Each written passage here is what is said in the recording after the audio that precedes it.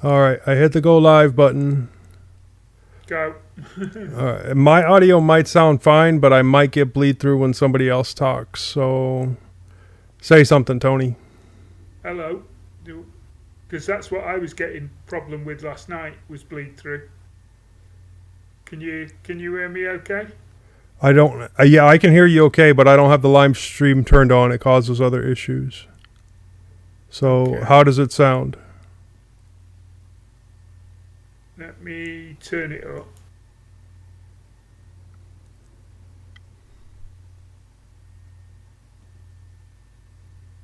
Yeah, it sounds good, Joe. Okay. All right, I turned it on. Yeah, it sounds good, Joe. All right, you sound good. Okay. Yeah, it's sounding all right. And now it's buffering. All right, I turned it on. Wow, my voice is awesome. Yeah, it sounds That's all good, I'm going to Joe. say. All right, you sound good. Okay. Yeah, it's sounding all right. And now it's buffering. All right, I turned it on. Okay, is this better? It sounds pretty decent. If you don't have that background noise anymore, you might want to bump your mic back up. Oh, I might have to move locations then. My brother is sleeping in his room. Bumping your mic back up isn't going to do anything for him. I mean, bumping your mic back up, the only ones that'll notice is us. He's sleeping right now, so the Yeah. fan is supposed to be on. That's what I'm saying. Ah, so the fan needs to be on. Okay. Give me 2 minutes, I'll move to a new location.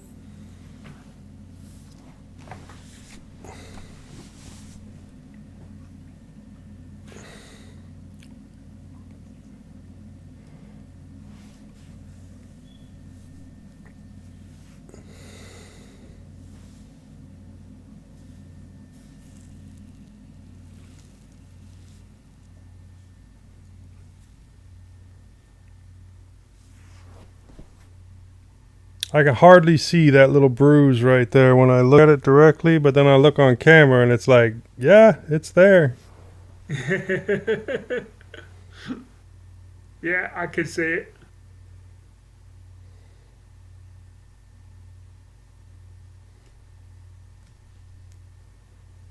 How did you do that? I have no clue. Right, where's Norbert?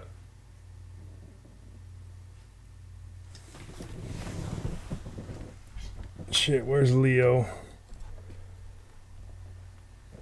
Oh, yeah, we're live now. I can't keep cussing.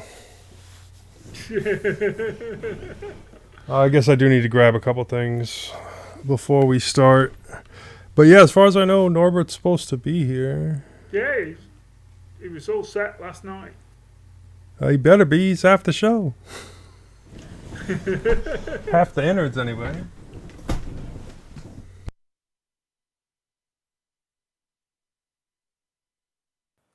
Okay, testing. Turn it up a little bit if you can, Nissan. Okay, sure.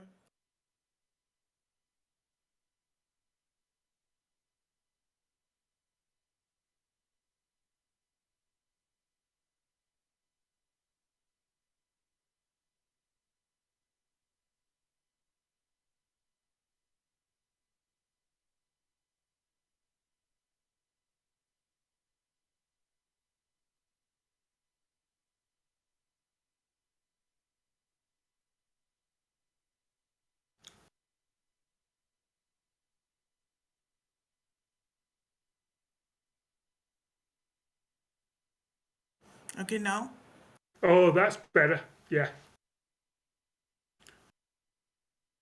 I had to change my whole setup just for today. Okay.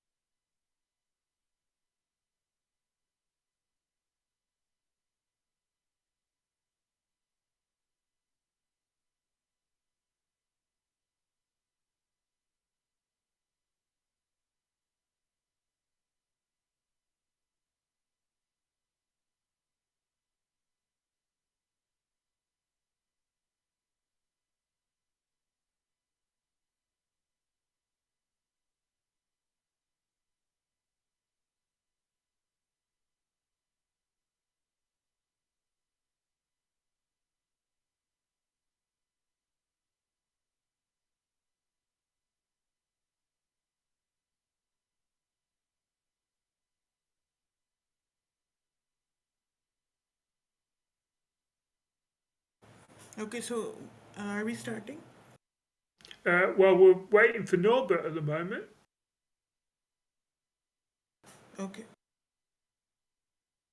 There's no point in doing any of the audio stuff if we're still waiting for Norbert. I mean, I suppose I could run the whole innards, but that would get tedious.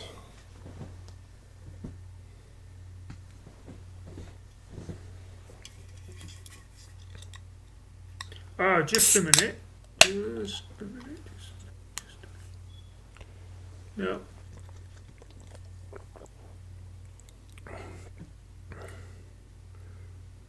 Why is this wrong?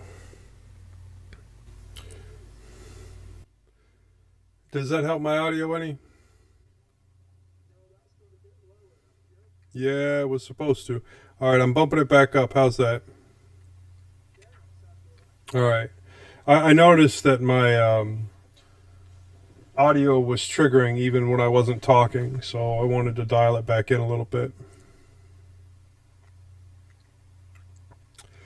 All right, I got Audacity up.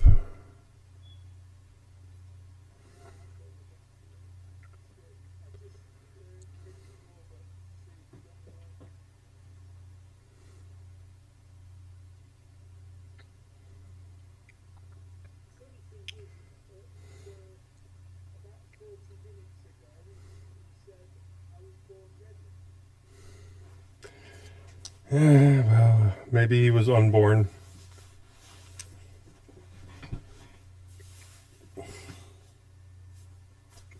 Whoa. So yeah, I made just a ton of protein bars yesterday, and I made a recipe called Booze Brownies. You should look it up. Just look it up real quick because it's an extremely low-calorie brownie recipe, and it's really, really good. And I put some caramel icing that I made on top. But I'm thinking about adding unsweetened coconut, maybe half a cup of unsweetened coconut to the mix. Boo is the person that made the recipe.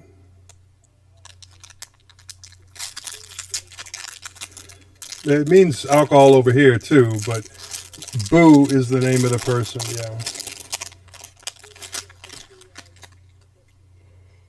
Yeah.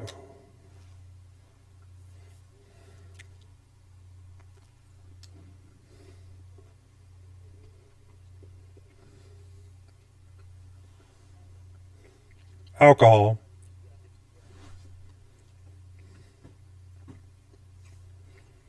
So I made all those protein bars, and I'm eating one from Quest because I wanted to try out the pumpkin pie and see if that gave me any ideas. It was actually really good.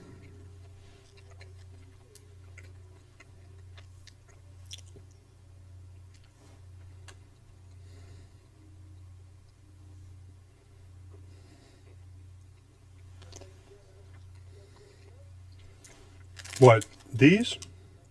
Walmart.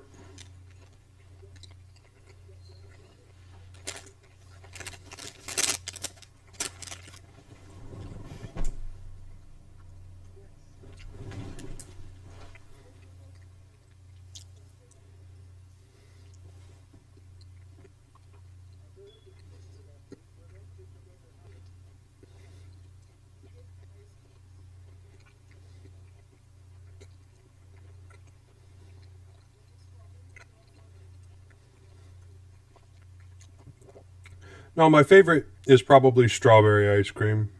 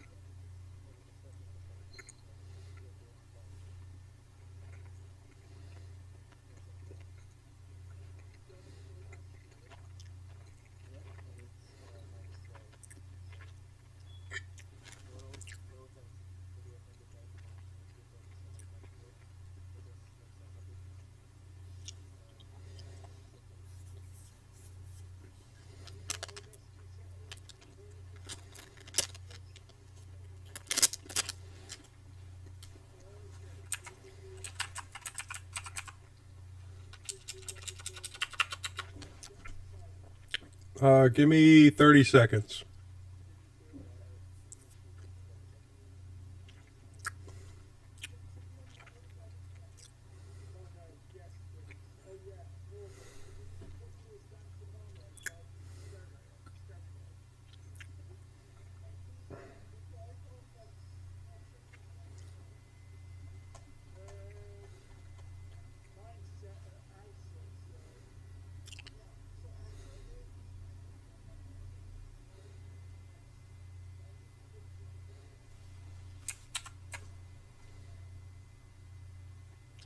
So annoying.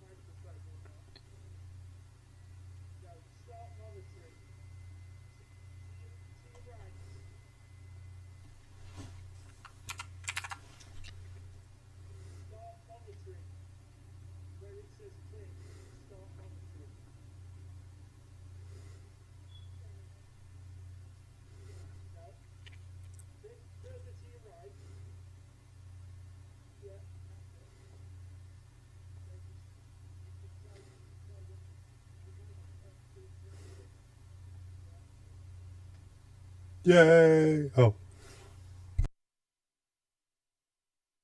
Mine's monitoring the correct microphone.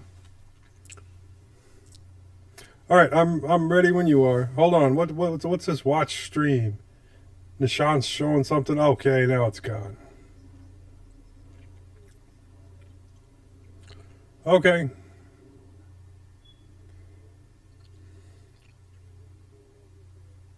What's that then?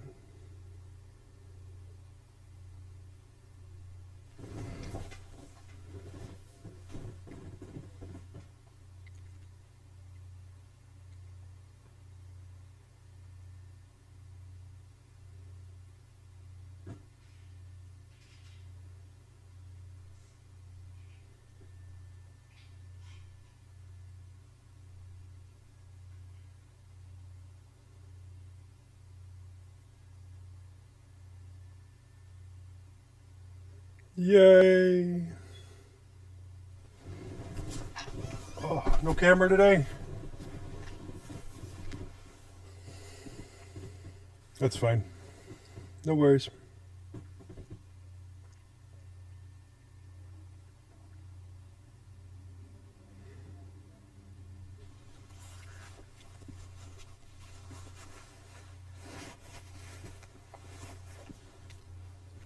Whenever you're ready.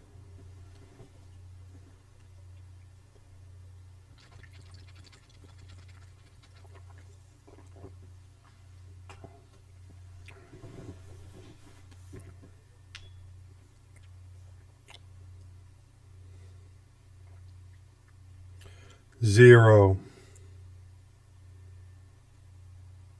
I think we were missing one.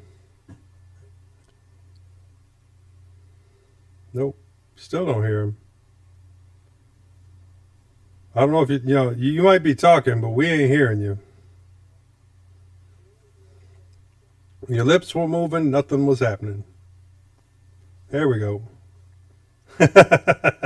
All right, let's give it.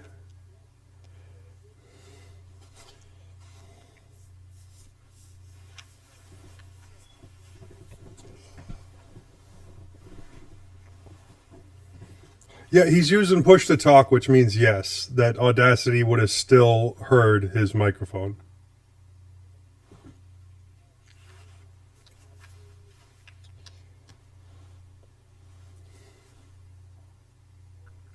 Zero. Close enough. Good enough for government work. Over to who? That's not what I meant, but okay. Okay, Put on my radio voice. Welcome to mintCast, the podcast by the Linux Mint community for all use of Linux. Needing another holiday? I'm Joe.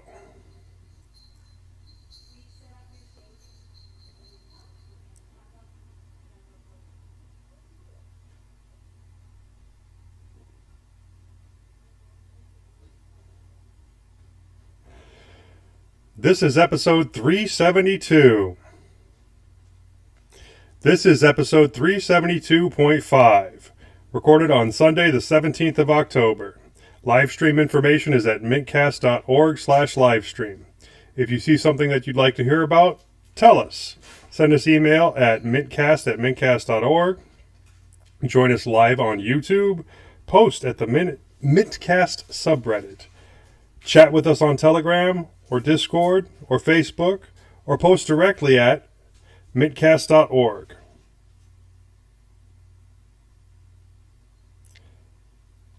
First up in the news, we discuss new PinePhone news, KDE, Ubuntu, Ryzen CPUs, and NVIDIA.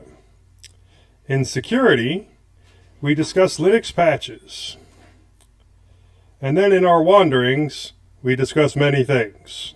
I talk about soldering, Norbert talks about editing, Tony talks about more vacation, and Nishant talks about not getting much done. And finally, in the feedback and a couple of suggestions. Okay, for the news, I'm going to hand this over to Nishant.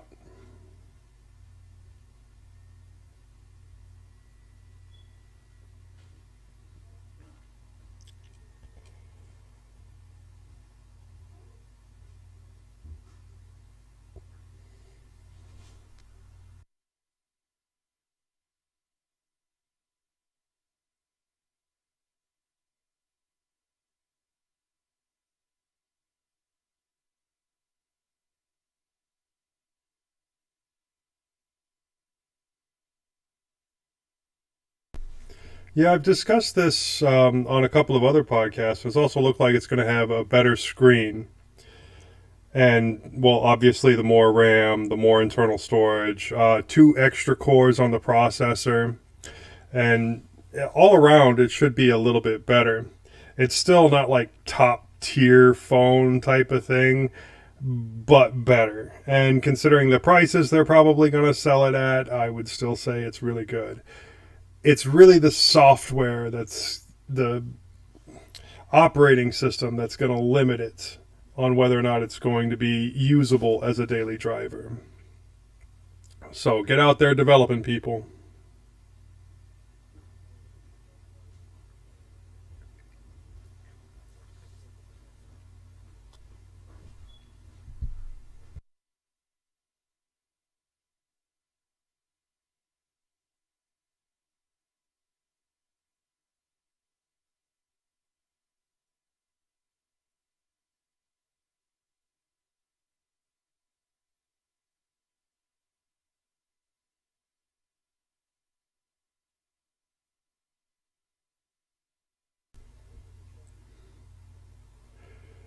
Yeah, considering how easy it is to swap operating systems on it, I mean, as simple as putting in a different micro SD card, I would love to see like Android x86 ported over to this to use on a daily.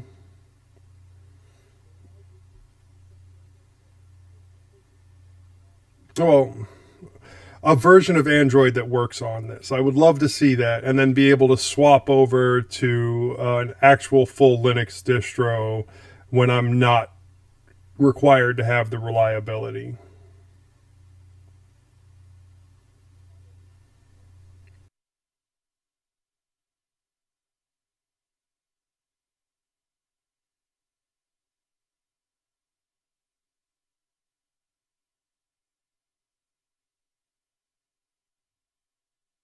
Okay, Android x86 was a mistake on my part. I just meant having Android. one of the versions of Android ported to it.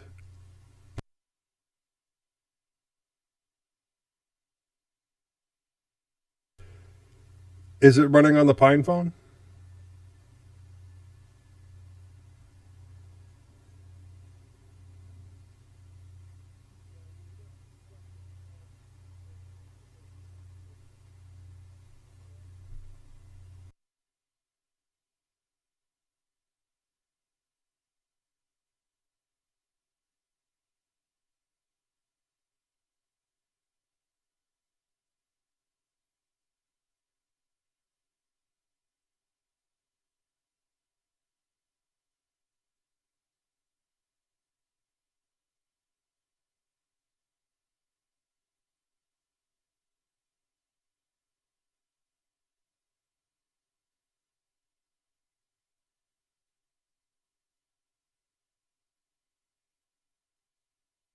Oh, please do.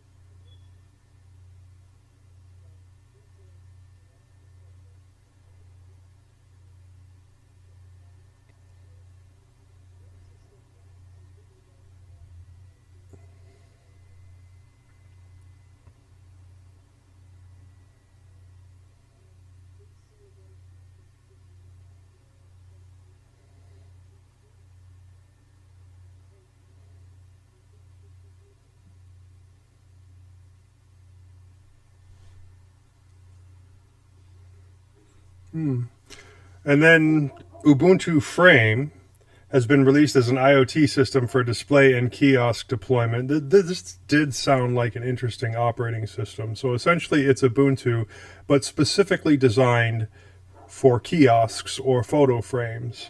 Don't know how much other news there is with that, but it should at least increase usage of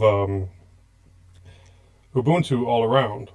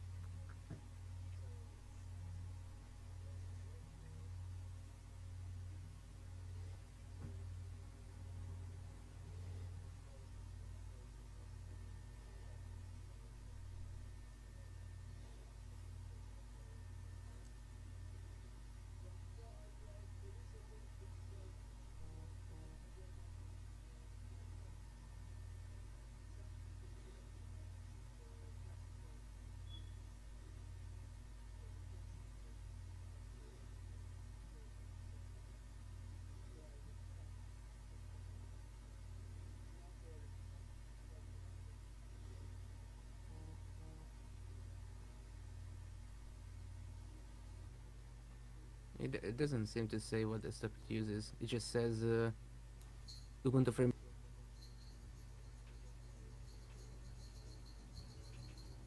Yeah, I think you've got to search further down to get the full information. Out of the box, Ubuntu Frame provides developers with all they need to deploy fully interactive applications. It comes with all the interface applications needed to securely communicate with the host machine without developers needing to deal with specific hardware.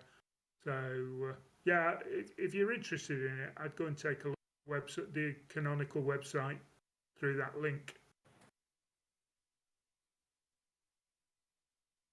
Is it me or the stream is Yeah, go on. okay? So what I think is about this 5.23 release, I would love to try it. I think it would be updated on all major distros by now.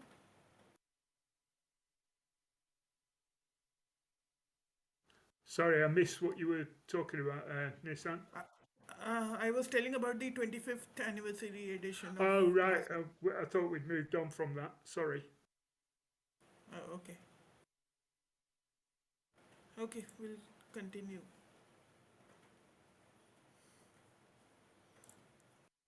Okay, so shall I continue with the Yeah. next one? Yes, please. Yeah. Okay, so our Indian Institute has predicted that the Linux market share will go up to 19.2% by 2027. It's just a prediction, and I do hope it comes true with the Steam Deck releasing. And it contains all the major players from the Amazon web server Linux to all the way till canonical Ubuntu. It's a large list. Well, I love to think that that's going to be true, but I'm not.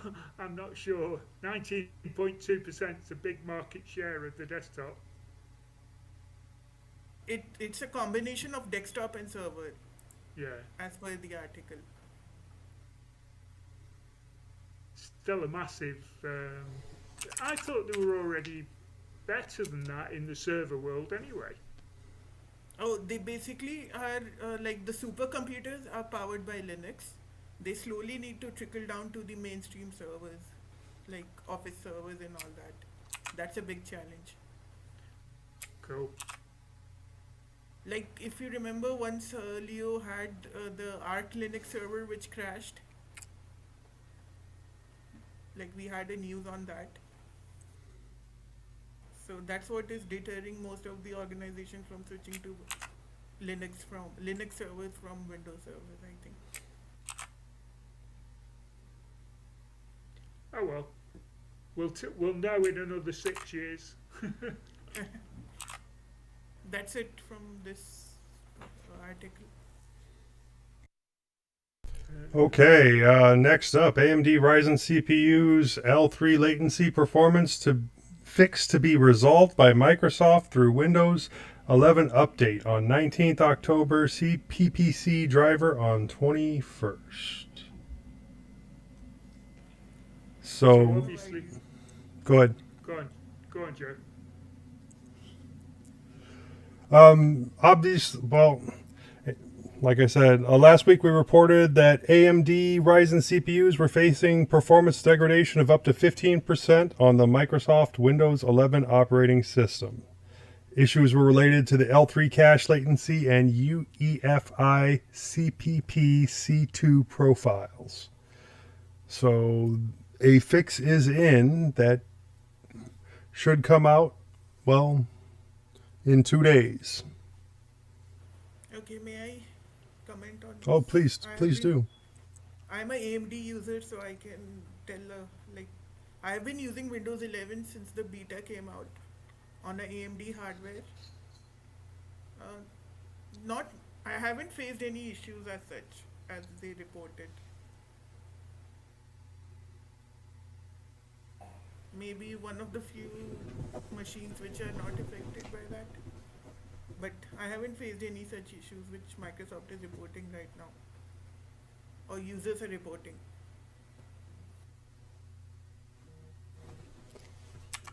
You haven't noticed a Yeah, 15% dip? No, no 15% dip. It's working as normal, except that the CPU usage used to go right up to 100% sometimes.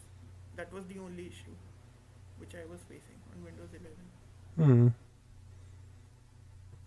Well, it may resolve that then, because if you getting 15% degradation in performance, that might bump up the amount of CPU usage you need to resolve that Oh, okay. percent I never knew that the degradation in CPU performance. usage can degrade. Like the use of CPU, it depends on the 15%, like you said, Tony. Well, no, I'm just thinking.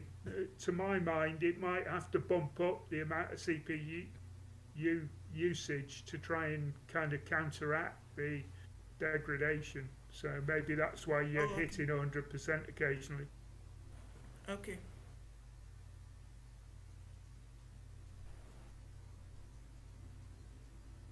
That's it from my recent experience with Windows 11 What do you think, Joe?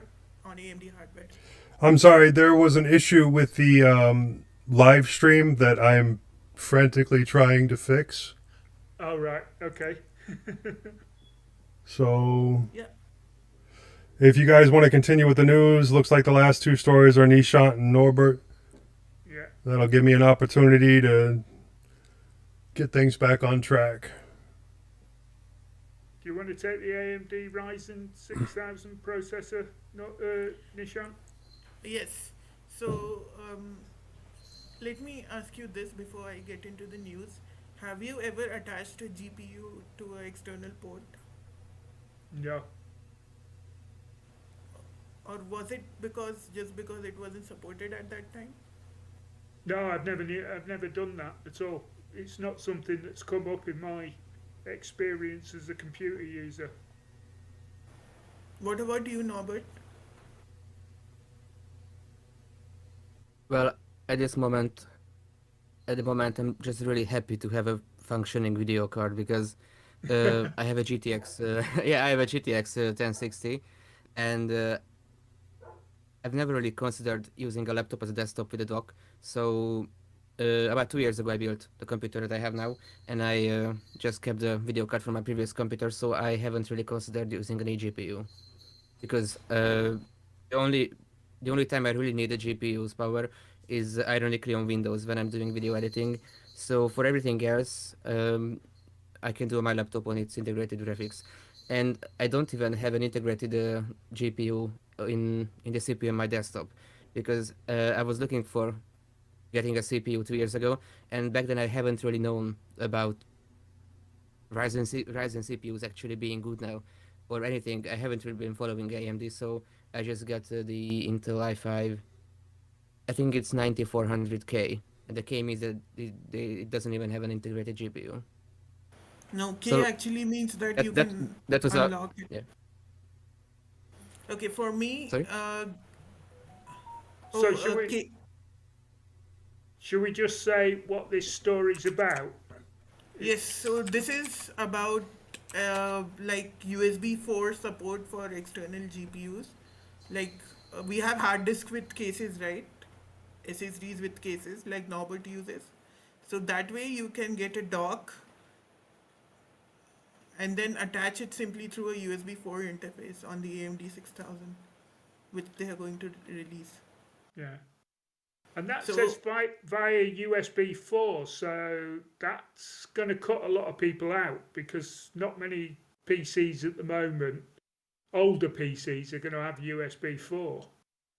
yes, that's right. Um so for people like me who haven't built a PC in a long time, this is a good opportunity because I'm a gamer as well and I like to game and use graphics card on Yeah. my build system. I was so excited. I was so excited to finally. No, let me start the sentence again. I was so excited to finally get USB 3.1 2 years ago when I got my new motherboard. Now you're telling me I have to update to USB 4? That seems to be what the AMD Yeah. Ryzen 6000 processor is going to be requiring if you want to run an external GPU. So, yeah. Well, It's a well good thing I don't now, plan to. well now that I've bought Ryzen, I don't intend to move away. Oh, Wikipedia says well. USB 4 can do 40 gigabits per second. That will know when the CPUs I'm come not out. even sure I'm not even sure I could get. I'm not even sure I could get use of that even in a gaming scenario. 40 gigabits. It's 4.8 gigabytes per second. Cool. What I think is it'll improve the graphics processing more. That's what I think it is. Yeah. I'm sorry if I Oh, missed well. part of the conversation there, but haven't we already been using USB-C, USB 3.1, USB 3.0, all Yes, for but that graphics cards in the past? is but this Ex- is even faster. External GPUs? Yeah, but this is saying finally support external GPUs. But we've used external GPUs with other methods, with Yeah, And but this USB in the it's past. specifically AMD, isn't it? Oh, okay. So, yeah, I guess I've never tried it with AMD. and this is new for me also because I've never heard of external GPUs till this point. I think Yeah. all the GPUs are mounted internally on the desktop computer. No, And there. speaking of GPUs, Nvidia dropped the beta for their new fourth. Sorry, let me start the sentence again. Speaking of GPUs, Nvidia just dropped the beta for their 495 series drivers, which I just included because at this point I'm really excited to get any sort of Nvidia news, uh, because I use Nvidia and I keep hating the drivers, but not the drivers themselves, but Wayland compatibility because I really like Wayland. And one day I hope I could get to the point when I can use Sway as a window manager on my desktop without any issues. Which right now I can't even log into because, well, it's the only window manager I ever tried and I want to stick with it. I'm using it on my laptop. So it doesn't look like there's much improvement with Wayland compatibility in this version, but any NVIDIA release is welcome, in my opinion. Its biggest highlight feature is added support for the GBM API. GBM is a generic buffer management. It's an API that provides a mechanism for allocating buffers for graphics renderings tied to Mesa. GBM is intended to be used as a native platform for EGL on DRM or OpenWFD. And I just read that sentence from Wikipedia and I realized there were a lot of words I don't understand. But it's supposedly good. But it didn't Okay, go so as I planned. Wait, it says, for example, the Wayland compositor Weston does its required. I can No, test this now, but I'm on scratch Ubuntu. service. I Yes, can but test it's the. a yes, but it's a beta driver. Is there a way get it on regular Ubuntu? It's through the repositories, but I don't know which version they are Ah, at right now. It'll take some time. it was released 4 days ago, 3 days ago. Okay, just give me 1 minute. Let me check. But I think we can check that after the show. Okay, go ahead. Well, and that's really all I wanted to say. I guess I just got excited because seeing any NVIDIA release gets my hopes up of one day using. I mean, I've already been surprised by how when I installed Fedora with the net install and then I installed the drivers, it still kept Wayland as the default session, even on proprietary NVIDIA drivers. And now Ubuntu is going to do the same. So I'm really hoping for Sway support. And I guess that's all I wanted to say about this. So there's the news. Okay, now on to the security update.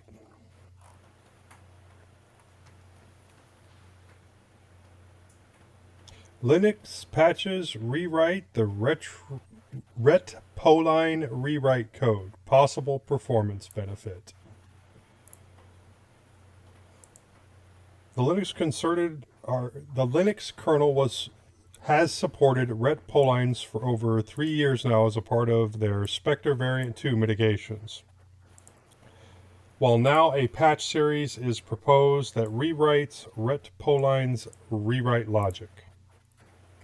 Does anybody know anything about this?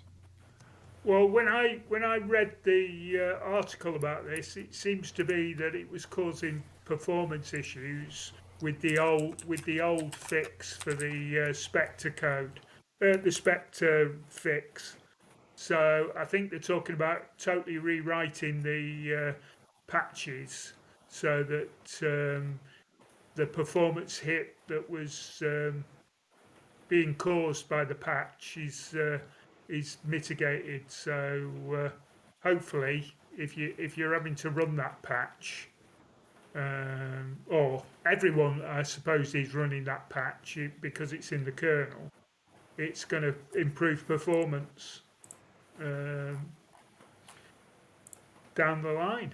I don't know whether this is applicable just to servers or whether this is applicable to all machines running Linux. I'm not that technically au fait with this stuff. What is retpoling? Haven't got a clue. Software construct which allow indirect branches to be isolated from speculative execution. So basically, it was fixing a vulnerability in the kernel. Interesting. Uh, Okay, next one. USN 5091-1 introduced a regression in the Linux kernel for Microsoft Azure cloud systems, which can result in boot failure. While the original patch fixed vulnerabilities in kernels intended for MS Azure deployments, the original patch caused instability at boot. Canonical have apologized and released a further patch to fix this issue. yeah, it basically says what it says on the tin. Basically, That basically covered the highlights for it. yeah. There's a link. The link in the show notes to the canonical page, I think. Yeah. So essentially, a local attacker could possibly use this to cause a denial of service crash. Interesting. So yeah, so that's been fixed. Well, yeah, it should have been fixed. If you're running your updates, you should have already had the fix because they've already released it. Okay. Well, that's it for security then. That was a really quick security. Unless anybody's got was, anything wasn't else to add. Yeah, that was fast. Okay. Both reassuring and concerning. Yeah. Having a quick security section. Yeah, well, there was probably some more things that went on security that we just didn't add. We'll have to bump that up for the next time. On to our bi-weekly wanderings. Plus, I'm going to have to get the transition music and the intro and outro music. Hey, Nishant, can you mute when you're not talking, please? Thank you.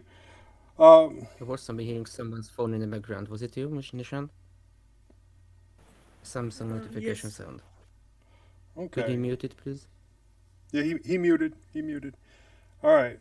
Well, in my bi-weekly wanderings, I was having a tough week, not last week, but the week before. So I modified another pair of those in-flights, the Delta in-flight nice wooden ones that I have, to take a flush-mounted female 3.5 millimeter jack. And also because of how well the MMCX mod turned out on the other in-flights, I decided to do the same to a pair of Razer Kraken Pro V2s, which had a bad mic and a bad cable and were basically end of life, other than the speakers still being really good, the drivers. I stripped out the bad mic and the bad cable and put in those MMCX connectors, which are about 1.5 millimeters in width, and so the posts on them are really super tiny. I thought the 3 millimeter ones were small. These are literally half the size, and getting those soldered on and into place is a delicate operation. I'm going to go back in and try and remove the cable that goes across the band on those, so just so I can use them for other purposes, because they're not hooked up to anything anymore, and the cable inside those is actually a really high quality and really useful in other projects. It turned out extremely well, and it sounds incredible, but I do think I might want to try to use an EQ just to even out the mids and the bass and make it sound just that little bit better. I also ended up using the new right angle MMCX connectors that I previously mentioned wanting to try out, and put those on a pair of retractable LGs. So now I have 5 pairs of retractables. The right angle ones were a bit easier to get connected because you can really take the post out and just isolate on that. And super easy to get connected, but much more tedious to get glued into place. It 4 or 5 hours worth of drying and adding glue and getting it into the proper position just to make sure that there wouldn't be any tension on the wire. Hopefully the connections don't give me any problems for a good long time, because that's going to be a full replacement if I have to do it, just because of how I glued it. Also, I was in a very, very long meeting and decided to fix a set of mono Bluetooth headphones, just single-sided headphones. Not my normal fix, as this was all structural work, because the band had snapped in a very odd position in what I felt was a fixable way. So I glued it into place, and I put in a stack of washers, basically a larger washer and a smaller washer on top of that, so that the screws would still fit, and it would actually be seated on plastic that wasn't broken. And then I built up the missing plastic areas with epoxy. And then I looked up the price on that headset. The Blue Parrot B450 XT goes new for like $160, $170, and used for anywhere from $60 to $120. I was a little surprised when I saw the price, because I was planning on giving these headphones to my son, and I still will, but instead of just, handing them to him, I think I'm going to give them to him for Christmas. And I'll probably test them out first, because I really want to see if they're actually worth that much. And I've used them once. I think I'm going to have to switch to my Windows operating system that I have for gaming just for a little while, so that I can update the software in them so that the Android app actually works with it, and I can choose what the Blue Parrot button does, which is where I'm kind of stuck right this second. But after that, because there's no actual play pause button on them, they're meant for truckers and they're meant for calls, but they do that really well, and the mic's really good, so hopefully my son will like it. And then I finally got a hot air gun. It isn't a very good one, but it is doing a decent job. I replaced the micro USB charging port on an old Asus transformer that I had sitting around for a long time, waiting for me to get the stuff to fix this. I was able to use the hot air gun to clean up the board and to sync the new micro USB port into place. Since I'd already pre-tinned the connection pads, they went on as well with zero problem. The charger shows it's sitting at about 5.1 volts and 1.3 amps for charging when the system is shut down, and about 1.6 amps when it's turned on, which is about where it should be. The device does turn on and it works, so that part of my fix is perfectly fine. But it did turn out that the system had some other problems, because I had given this to my daughter, and I guess she put it through the ringer. The touch screen is extremely intermittent on when it will work. I mean, I'll have to shut it down and bring it back on. I did see a small problem with the connector, but it shouldn't have been that big a deal. The detachable keyboard is also a bit iffy, but that's pretty common with the Asus transformer line, but it can be corrected by disconnecting and reconnecting. I previously had Linux on this device. It was my daily for a while, but I had put Windows back on it to give it to my middle child. And at this point, I don't know if it's worth the work to get it back into proper working condition, to fix the touch screen and get everything else working on it properly and have it running Linux again, simply because, I have other tablets now. So I might go back into the never use again pile, or parts for other systems pile. I started using those 1 terabyte external drives that I had picked up for the Pi 4, kind of a continuation of our previous Pi discussion. I did the multi-boot for it and started setting up several different operating systems for different types of testing. I did use one of the other drives to hold the operating systems that I wanted to add to Berry Boot, including the newest version of RetroPie, which I had converted to Squash FS. Sadly, several of the Neo Geo games that I really like to play are not working on it, so I'm looking to see if swapping out the BIOS for Neo Geo will help. Um, I will be doing a bit more testing with other OSs and more with RetroPie and reporting back here on how it goes. I'll eventually port this over to the One Up machine that I have, and I'll tell you all about that process as I go through it.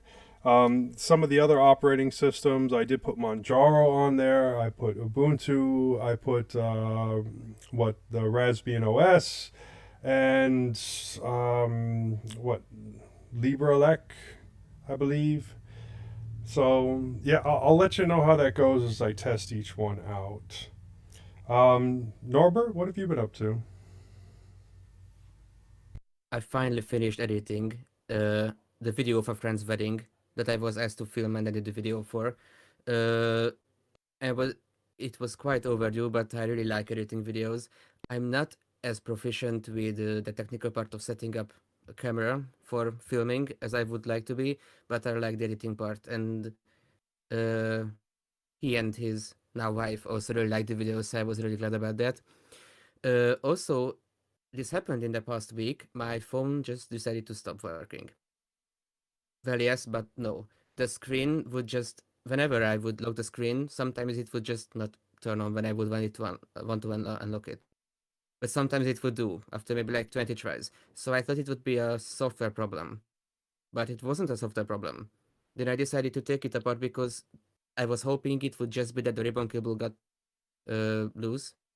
But unlike Joe, I don't have a hot air gun. So I decided to get the next best thing, and I used the hairdryer, which worked surprisingly good. But I also didn't have a ply tool, so I used a pizza cutter, which also worked surprisingly well. For I have used both. oh, so I wasn't the only one. And so it was a Samsung Galaxy A8 2018. So it's a glass front, glass black, not black. Let me let me restart the sentence again. Sorry for this. Whoever is editing, sorry, Bo. And it's a Samsung Galaxy A8 2018, so it's a glass front, glass back. And I realized how I don't like glass back phones at all. I mean, I don't really care about what the back is made of because I would keep it in a case anyway. But taking apart these phones that were glued together all the way along the edge, it's just not a very pleasant experience. It was my first time actually taking apart one of these phones that are basically two glass panes glued together with the metal bezel, and it just really made me appreciate what's been going Yeah. on with the right to repair No, stuff. I know a lot of people really like the glass back on the phones, but as far as I'm concerned, it's just another thing that can break. And I really miss having the removable back, the removable battery, and the screws in the back so that you can pop the back off and actually see if there's anything there that's messed up. So, yeah, I agree with you 100%. Well, once I managed to get the back off, sorry. I was going to say, wouldn't it be great if there was a phone out there that was easy to repair? Oh, there is, called the Fairphone 4. Well, technically, after you get the glass back off, you can replace the battery. Even the battery is glued in place. But the thing about glass breaking, it actually did break for me because I keep my phone in a silicone case all the time. But around 2 years ago, in the fall, maybe for 2 weeks, I was just using it without a case, and in those 2 weeks, I managed to drop it onto concrete, or I think it was asphalt, and I managed to crack the back of the phone in multiple places. So you know what this means? I had no chance of taking off the back of the phone this week without destroying it. So I took the phone apart and I realized it really didn't matter how much I adjusted the connections. It's probably something way deeper into this in the screen. So I assumed the screen is dead, and I really had to get really quickly. I had to get a new phone, which I was planning to do anyway about 6 months from now, because I would have wanted to use the phone for at least 3 years. And it's just cut its lifetime short a bit. And I decided to get a second-hand LG G7, which was actually my one of my other plans. If I didn't get the phone I've been using, I would have gotten that. And you cannot, you can't really get those new anymore. But let me let's start the sentence again. Sorry. So you can't really get the so you can't really get the LG G7 new anymore. But I managed to get it second-hand, very good deal. And one of the great things about the LG G7 is it has a really high quality DAC inside. So basically, it's a digital to analog converter, which is mainly responsible how your music sounds. And so far, I've been avoiding phones that have the notch or even a cutout camera on the screen because I don't use the front camera. So I'm not willing to take a Is compromise a word you use in English for something that it's not a perfect solution, but you have to give up something. I'm just Yes, asking, don't that find is this the correct word. included. Yeah, okay. So because I don't really use the front camera of a phone ever, I'm not really willing to take a compromise of having an ugly cutout or a ugly black spot in the screen when I don't really use the camera itself. But now I realized that the most important thing for me really in a phone is how it sounds because I listen to a lot of music on the go. And now even podcasts and audiobooks. So I decided to get the RGG 7 and it really actually sounds incredible. I'm using the Audio Technica HTX, no, not HTX, let me just start again. I use the Audio Technica 4EXs headphones and I've been happy with them, but this experience using them with this phone just blew any other audio experience I've had, even on a computer, out of the water. It's by far the clearest sounding audio experience on a phone, and I think on any device I've ever had. It actually increases the depth of the music. You can I can hear several. No, let me start it. I can hear the different instruments separately more clearly. So so it started as a short-term replacement, but I'm really hoping it would be working for many years because I'm not even sure the new LG phones have this high quality decks. I know the G8 does, but I have to look into the newer ones because I haven't used an LG phone before, but this experience and also the camera is really good. It made me really appreciate LG phones more, which is a shame because I think they are going to stop producing phones. Correct me if I'm wrong. No, I'm not sure about that, but I do know that the ATH M40Xs are a really good quality set of headphones, and the DAC I've been would using definitely help with the crispness of the sound. mm, I've been I using think the 50. Sorry? I was going to say I think the Nexus 4 was an LG, and that was a nice, back in the day that was a nice phone. So Yes. Oh, that's a lot of background noise. Michelle. yeah, lots of noise there. A thunderstorm. Yeah. I've actually used the M50X's headphones for years before I switched to the M40s because I've heard that they sound better while being cheaper, and it actually sort of is the way it is because I've been using them and I actually couldn't go back to the M50s right now because the M40s have they actually sound more balanced. After listening to the M50s now, the M50s sound a little bit high pitched, so the high sounds are a little bit overdone on it. So if anyone out there wants to get either the M50Xs or the M40Xs, I would suggest to try the M40Xs because they're a lot better deal. I've also been trying to get back into learning Japanese because a few years ago I just decided I would want to learn Japanese because I like Japanese culture. I also drink a lot of Japanese tea, and I've also been watching anime, which is I know a pretty cliche reason to try to learn anime because well yeah, a lot of people who watch anime would say that they want to learn Japanese, but I actually decided to take the effort and the main difference between learning Japanese and Chinese, which is similar, but Japanese, of course, the Japanese took the writing system from the Chinese, so you either way you would have to learn to recognize 2,000 different characters to be able to read the newspaper even. But the Japanese have a phonetic alphabet, which is only like 56 characters, I think. And they also have another alphabet for foreign words. But if you learn those 80 or so characters, which are way more simple than the kanji, the Chinese characters, you can write down any possible sound or any possible word phonetically in the Japanese language. So it's basically in the Japanese school, children learn to write these phonetic characters in first grade. Then in the following grades, they learn how to write and read the more complicated characters. And I haven't looked into how the Chinese school system works for learning to write and read, but I would imagine it would be a lot harder for Chinese children and even people learning Chinese. So it's basically Chinese but easier. It's a very gross oversimplification.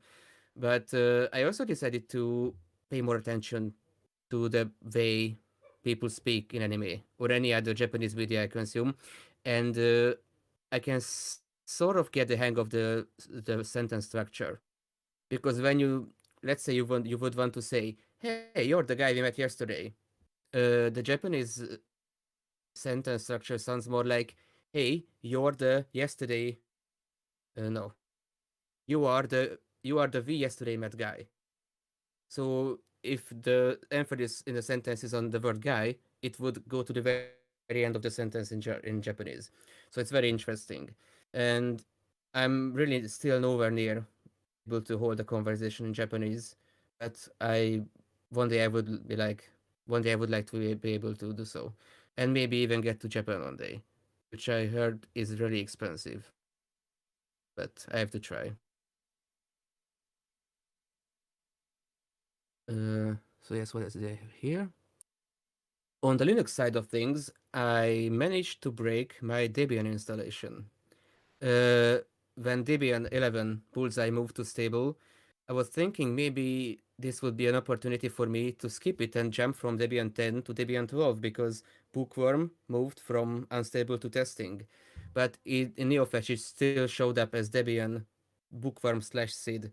So one of my friends who has been using Debian all his life, he never used Windows, uh, said it would be a good thing to wait maybe 6 months before jumping to Debian 12 because when unstable moves to testing, it can be quite unstable yet. But I still decided to do it, and I think 2 weeks ago when we did the show, I was on my Debian 12 installation. Then one day I updated the packages, and the NVIDIA driver just stopped functioning properly. I couldn't set the resolution to anything above uh, 1024 times what is it, 768. So, and even if I uninstalled the NVIDIA drivers, it wouldn't fix it. So I decided just to go back to Debian 11 stable and wait for the driver issues to be sorted out. See, that's So what happens when you start playing with the naughty. yes, but isn't Debian unstable still supposed to be very stable? Actually, is Debian unstable more stable, or is Arch more stable? Because Arch still gets packages faster than Debian unstable. Yeah, I suppose these arguments there are distros based on SID, so you know you've got Yes, SIDux and a couple of others. So some people person. give it a go and it works for them, but there's no guarantees that it won't break your system, as you found. I wanted to see if I could get an Arch-like experience with fresh packages while still being on Debian, but I guess there's a reason why stable is called stable and why Yeah. it takes a lot of time to for a release to get there. So I still do plan to go back to Debian 12 maybe in a few weeks after they sort it out. But yeah, I I started think, appreciating what I yeah. started appreciating more what the stable in Debian stable means. I think when it gets to testing in about 6 months' time, you'll probably find it's a lot more stable because they start cutting out some of the more dodgy upgrades. Even right now, I'm on Debian because 2 weeks when we have to record the show, I overthink maybe I should just try to record the show from my daily driver, which is Endeavor OS on my laptop. But for some reason, I can't.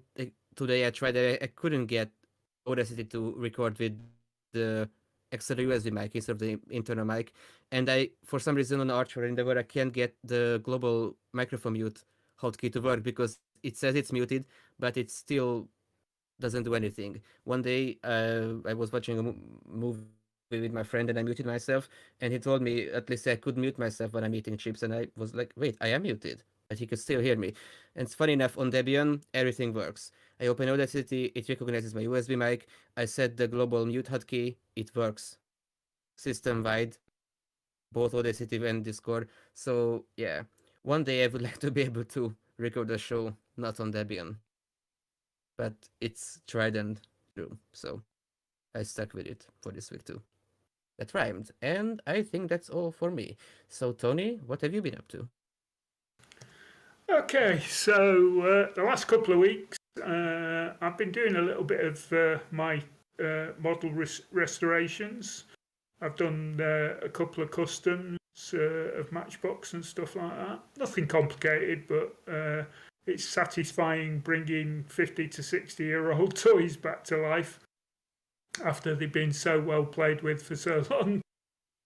And I actually, this couple of weeks ago, I actually went out for a meal with some friends that I've not seen for over 18 months since the whole COVID thing kicks off. So it was good to see some people that I've not seen for a long time face to face, and we had a really enjoyable evening and a good meal. So that was good. As you may have inferred from the introductions, I'm on holiday again, and I'm using the mobile studio rig, which is my Dell 15-inch laptop, the E6540. I was having a bit of a panic last night because my little USB sound card has packed in, so I'm not able to use my headset and mic on that. But I was thinking I might have to do the whole show without any headset at all, but I've managed to plug in my earbud headset, so it's not picking the internal mic's not picking up everyone else's conversations, which makes audio editing later a little bit better. But while I've been here, I updated this machine to Mint 20.2, and that went okay. No problems with that. It's a great PC. This it definitely had the grunt to run Windows 11, but because of the hardware requirements that Windows 11 requires, with the TPM trusted platform module or something too, it'll never happen unless you go for the unsupported Windows hack. But I'll talk about that in a bit more in a minute. These particular laptops currently go for about 225 quid on eBay, so I'm hoping that the fact that you can't upgrade them to Windows 11 might make them even cheaper on eBay when more people decide that they want the Windows 11 upgrade. Saying that, on one of my other Dell laptops, my little 7440s, the 14-inch ones, I did a BIOS update just to see if that would give me an update to TPM 2, but it doesn't. So again, even though that's only a 7-year-old laptop, which would be completely able to run Windows 11 hardware-wise, I'm never going to be able to do it with the hack. And even though it is a Microsoft published hack, and I've put a link to in the show notes to it, there is a caveat that not supported, and you may not get important security updates. So it is possible to update to Windows 11 on unsupported hardware, but just be aware that if you do that, you're not going to necessarily get all the security updates that you may need. I Well, also Linux is my friend. put And in. sorry. Go on. Well, Linux is my friend. I see Windows as my colleague. So as long as Windows 10 works perfectly, I really don't plan to update to Windows 11 at all. Yeah, I agree with you. Yeah, I've got a laptop that runs Windows 10 perfectly okay for the one thing that I desperately need it to do, which is run my printer, as I've talked about before. But yeah, I'm not desperate to run Windows 11, but occasionally I do get asked to help out with other people's computers, so it would be nice to be able to run it and just familiarise myself with it. But maybe I'll have to get something with Windows 11 pre-installed at some future date, just so I can familiarise myself with it. Just the last bit of Linux stuff, I updated my install of Endeavour OS on my Toshiba Z30 when we got here. And it'd been a couple of months since I'd updated that one. And again, flawless, not a problem. So I really like Endeavour OS, but maybe one day I'll put it on my main desktop PC and see how well it runs on something a bit more powerful. You're using it in Mate? I use Endeavour OS with the Mate desktop, yeah. Endeavour is basically Arch, but you don't have to worry about doing manual maintenance because lately I learned that for Arch you're supposed to look for their blog. Yeah. Yeah. And sometimes you have to do manual intervention before updating. I think with Endeavour you don't have to do any of that stuff. Yeah. No, like I say, I tend to leave it 4 or 5 weeks at least in between updates, and I've not had an issue with it. The only thing it is telling me that there is a couple of packages that I have installed that are no longer supported in Endeavour. So maybe if I did a clean reinstall, that the dependencies on them might be resolved, but they're nothing that I'm particularly worried about. So Maybe that's you me. also release in August. Yeah. So that's me. So what about you, Nissan? Not much except lunch with a lady friend this last week because I have not been keeping well for the past 2 weeks since the last trip.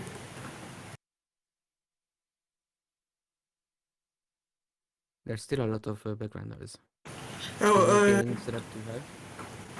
it's background noise due to the thunderstorm we have in the region. Maybe just turn your mic down just a little bit.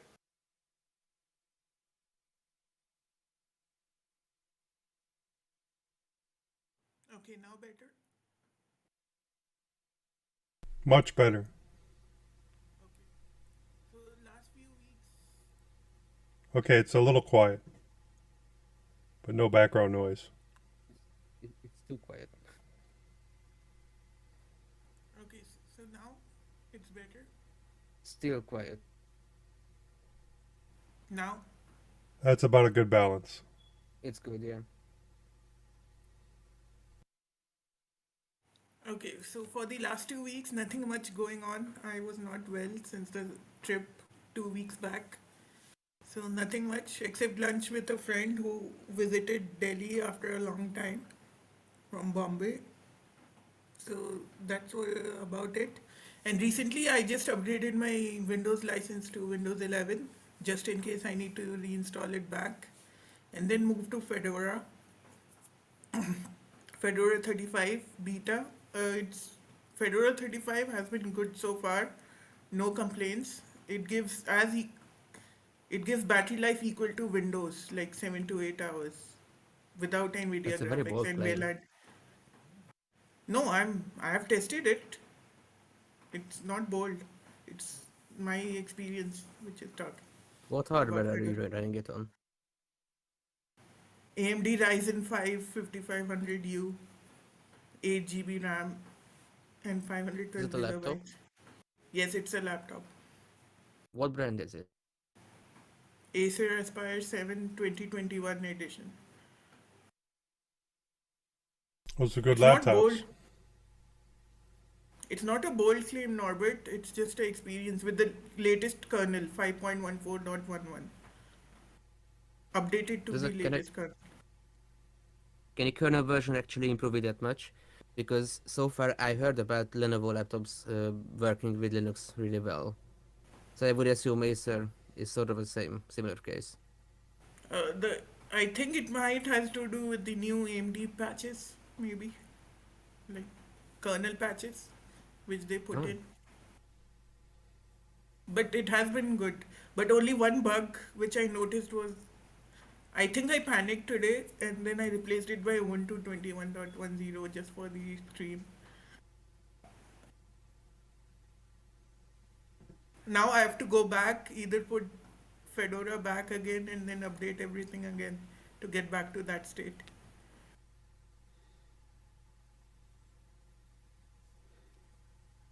Sometimes simple things can be like simple solutions can be in front of you, still we all panic. I did was you going move to from say Pop! OS that to takes. Fedora full time? Sorry? Did you move from Pop! OS to Fedora full time? Yeah, because I'm about to do some system administration certifications which require you to run Red Hat Enterprise Linux for learning and virtual labs. So Fedora seemed the best choice at the moment. Hmm. Just to say, Nissan, it is very bad practice to start distro hopping 50 minutes before a show. You're Sorry, getting. it's I get panic at such small problems. Even not only tech, but in my life also, I have panicked many times when I don't have a solution to a problem. But I also had to disrupt like 30 minutes ago to get Debian running because I wasn't able to do what I wanted to on Arch. But Joe, one thing what are for we me, going to do with them? What are we going to do? Teach them how to run operating systems off an external hard drive so that they're multi-booting without multi-booting. Yes, I could have done that, but there was something. There's a reason why I'm not doing that because I had a perfectly good Debian installation on my external drive, but on the device I'm on right now, it only has one USB slot, and I don't have a USB 3 uh, hub. I only have USB 2 hub, so I Well, decided to just install Debian. And the reason why I'm on this particular device is a really good discussion for the next part of the show. But if you do decide to use a hub and you use a USB microphone, remember you need an a powered hub or it will not work correctly. It will drop out. that's really good advice. okay, so adding to this, my future plans are to explore a bit of more of my country in the coming 2 weeks. I mean, next month, I'll be heading out to the desert for 2 days, like Western India, the Jaisalmer and Jodhpur and all that. And also, I'll be testing some things on Fedora itself. So right now, one more thing which I did was resurrected my old HP laptop for a Fedora server setup test. While you're out in the desert, take some pictures, post them in the Discord or the Telegram or both. I like the desert. Well, aren't you in a state? Sorry, no offense here, but aren't you in a state Okay, which is desert, Texas? there are parts of Texas which are desert. There are parts of Texas which are mountainous. There are parts of Texas that are extra swampy. And this part that I'm in right now is really green. Oh, so you want to see the sands and everything from India? Yeah.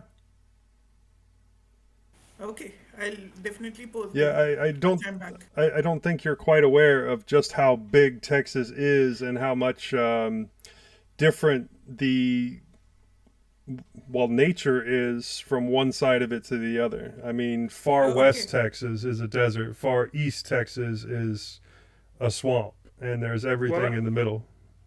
I have I just heard. think Texas is a lot bigger than most European countries. Yeah. I was going to say, just for comparison, I think you can fit about 4 United Kingdoms into Texas. Oh, are okay. So are all the Western movies shot in the western part of Texas? Yeah, or New Mexico, and then they just say it's Texas. Okay. And sometimes you just shoot in New Mexico, apply the orange filter, and say it's Mexico. Yeah. Okay, that's great. That's it from me for these 2 weeks. Hope to get more content in for next 2 weeks. You should bring one of your laptops so you can get authentic desert sand stuck in. Well, I hopefully not in the motherboard, but somewhere in the hinge or something. No, actually, I will take photos and I'll send it how dusty it becomes while traveling itself. So let's see about that, Norman. Yeah, I'm looking Okay. forward to it. On to the Linux innards.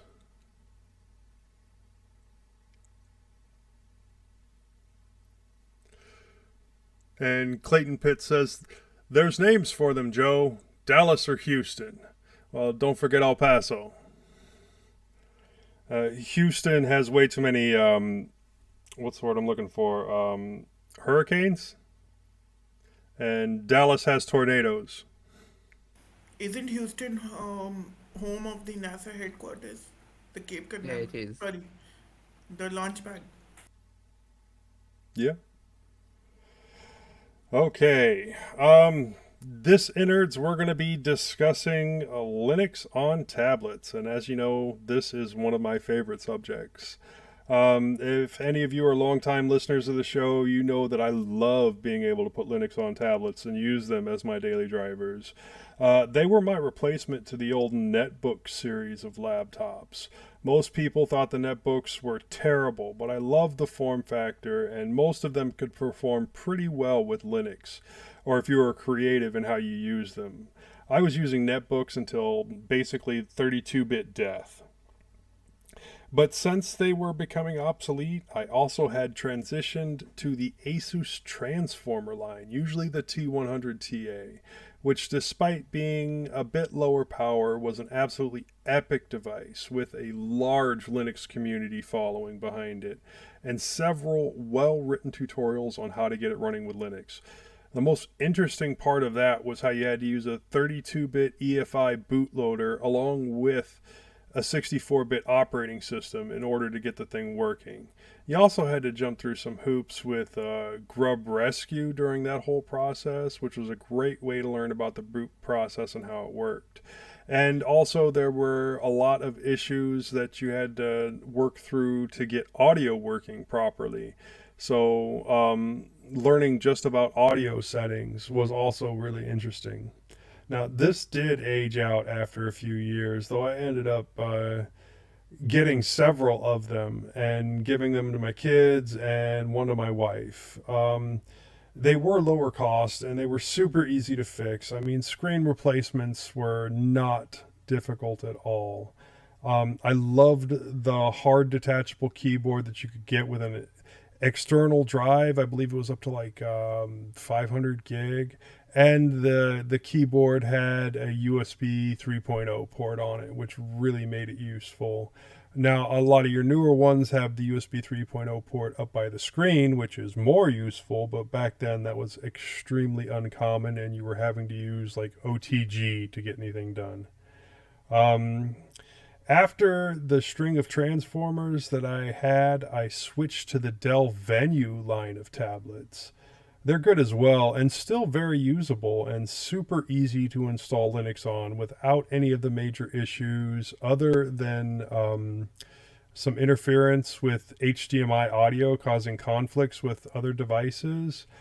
Once again, it did come with a hard keyboard, but instead of the hard drive this time, it had an extra battery. Um, doubles the time that you can use it on the go, which is really good considering that most Linux tablets burn through power a lot more quickly than your Windows. I use the 5130 and the 7130 and the 7140. The 7130 was epic because it had an i5 processor and 8 gigabytes of RAM.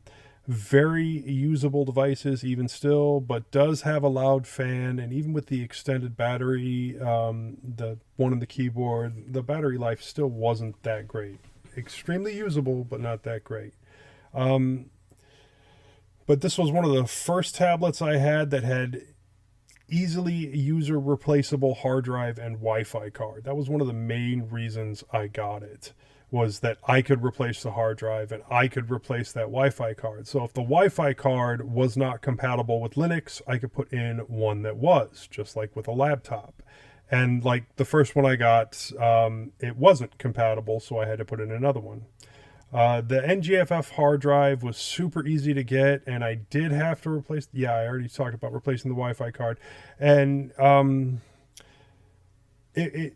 I just can't explain how awesome it is to be able to switch things out in a tablet like that. Same with the 7140, which had the mobile processor, but super easy to replace hard drive, but no fan noise.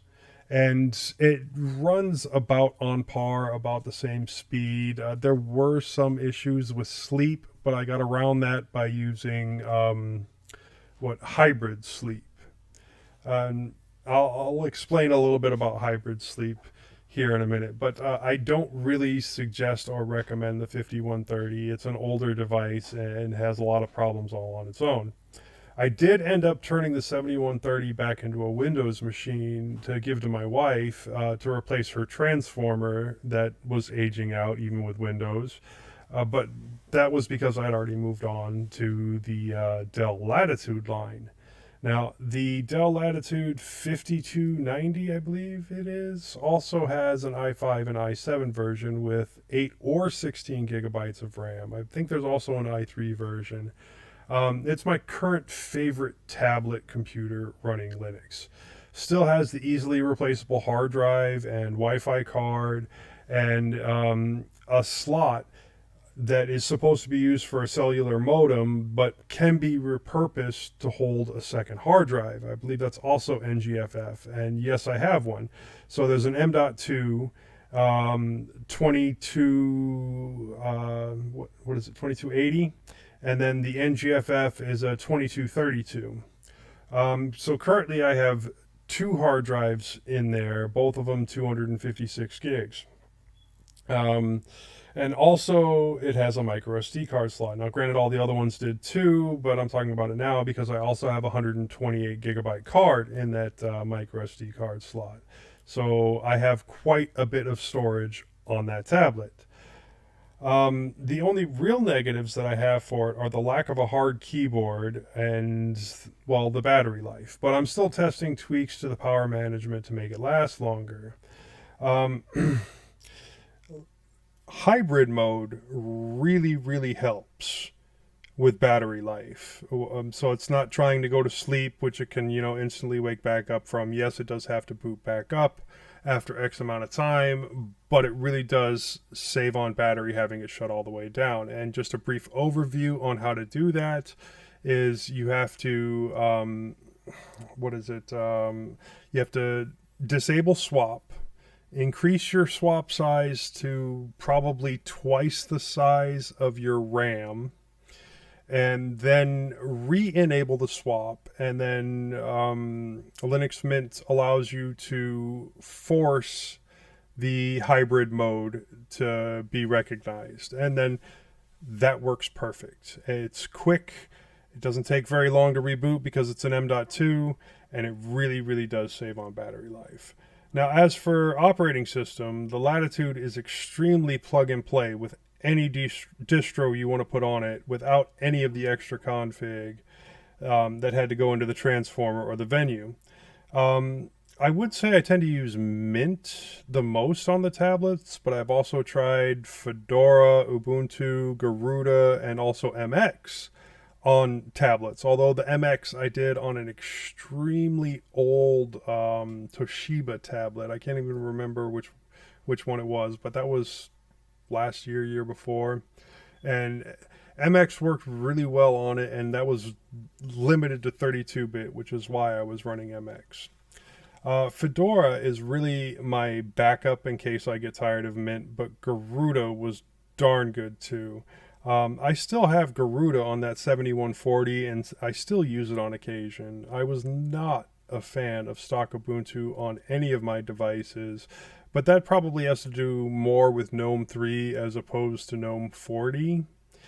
All the later devices that I've mentioned, super easy initial install and marginal to no special setup for Linux. So, I have a question. oh, please, Oh. please. Was the Latitude Ubuntu certified? Like, because most of the Latitude 2 and 1s are certified by Canonical for use for Linux. When I got them, because I have two of them. One of them I had to do a complete motherboard replacement with. When I got them, they didn't have hard drives in them, but I'm assuming that they were originally running Windows. Okay, can you please help me with the model number so I can just Google it and have a look? That should be the Dell Latitude. I have it. I said it just a minute ago. I believe it's a 5290. Let me double check. Dell Latitude 5290. Yeah, Dell Latitude 5290. And which ones of the transformers were you using? Because I actually owned the very first transformer back in the day. That would be I, but that's an Android one, so I would assume the Windows ones are easier to convert to Linux than the Android ones. T100TA. And I still have like two or three of them floating around. Some of them with broken screens. The one I just fixed the port on. And a bunch of keyboards sitting around. A couple of them even have the 500 gigabyte hard drive in them. But yeah. Which tablet had you had the best experience with so far? Really the Latitudes, but there's a major difference in price. Normally I wouldn't recommend the Latitudes simply because of the price. Even in the used market, you're looking in the $300 to $400 range, and I usually like to stick in that $100 range. So it might be better to look at the still look at the venues, the 7130 or the 7140. I don't know much about the 7139. Do they come with a stylus included? The Dell Latitude does come with a stylus, but I got mine from the used market. It did come with the stylus. I replaced the batteries on the stylus, and I still couldn't get it to work with Linux. I did not try it with Windows to see if it was actually an issue with the stylus or not. All right, okay. Is the overall tablet market still declining? Because lately, since phones have been getting bigger and bigger, I've been feeling like people don't really tend to buy tablets Now, anymore. Which is a shame because the tablet market is shifting. I would not say that it's on the decline. Now, your Android tablets are definitely on the decline because Android just really isn't a good tablet operating system in most cases if you want to do any kind of actual like work on it or anything. If it's a toy, then it's fine. Yeah, it has potential. It had the potential when Android 3 came out, it had a completely different layout from the phone ones. Then from Android 4, they just got rid of it, and now you have the same layout on tablet and the phone. Yeah. And I actually had two Samsung devices. Yes. They unified the design so it would be easier to code for tablets and phones. They didn't Yes, but like then got rid of you lose a tablets. lot of. Yes, but then you lose a lot of functionality if you have the same UI on the bigger screen. And I actually had two Samsung devices die on me this year, not only my phone, but after I went to university, I got a Samsung Galaxy Tab. It's the S2 or 2S. I think it's S2, the 10-inch one, which I really liked because it had a 4:3 aspect ratio, which is really it's really good for reading documents and PDFs and such, which you have to do a lot Yeah. when in university, and if you don't want to print all of that out. So it worked for more than 5 years. I would say 5.5 years before it decided to die, and I'm pretty sure it's just the battery. So I might try to replace the battery, but right now for now I didn't want to buy a battery for just the hope that it might fix it.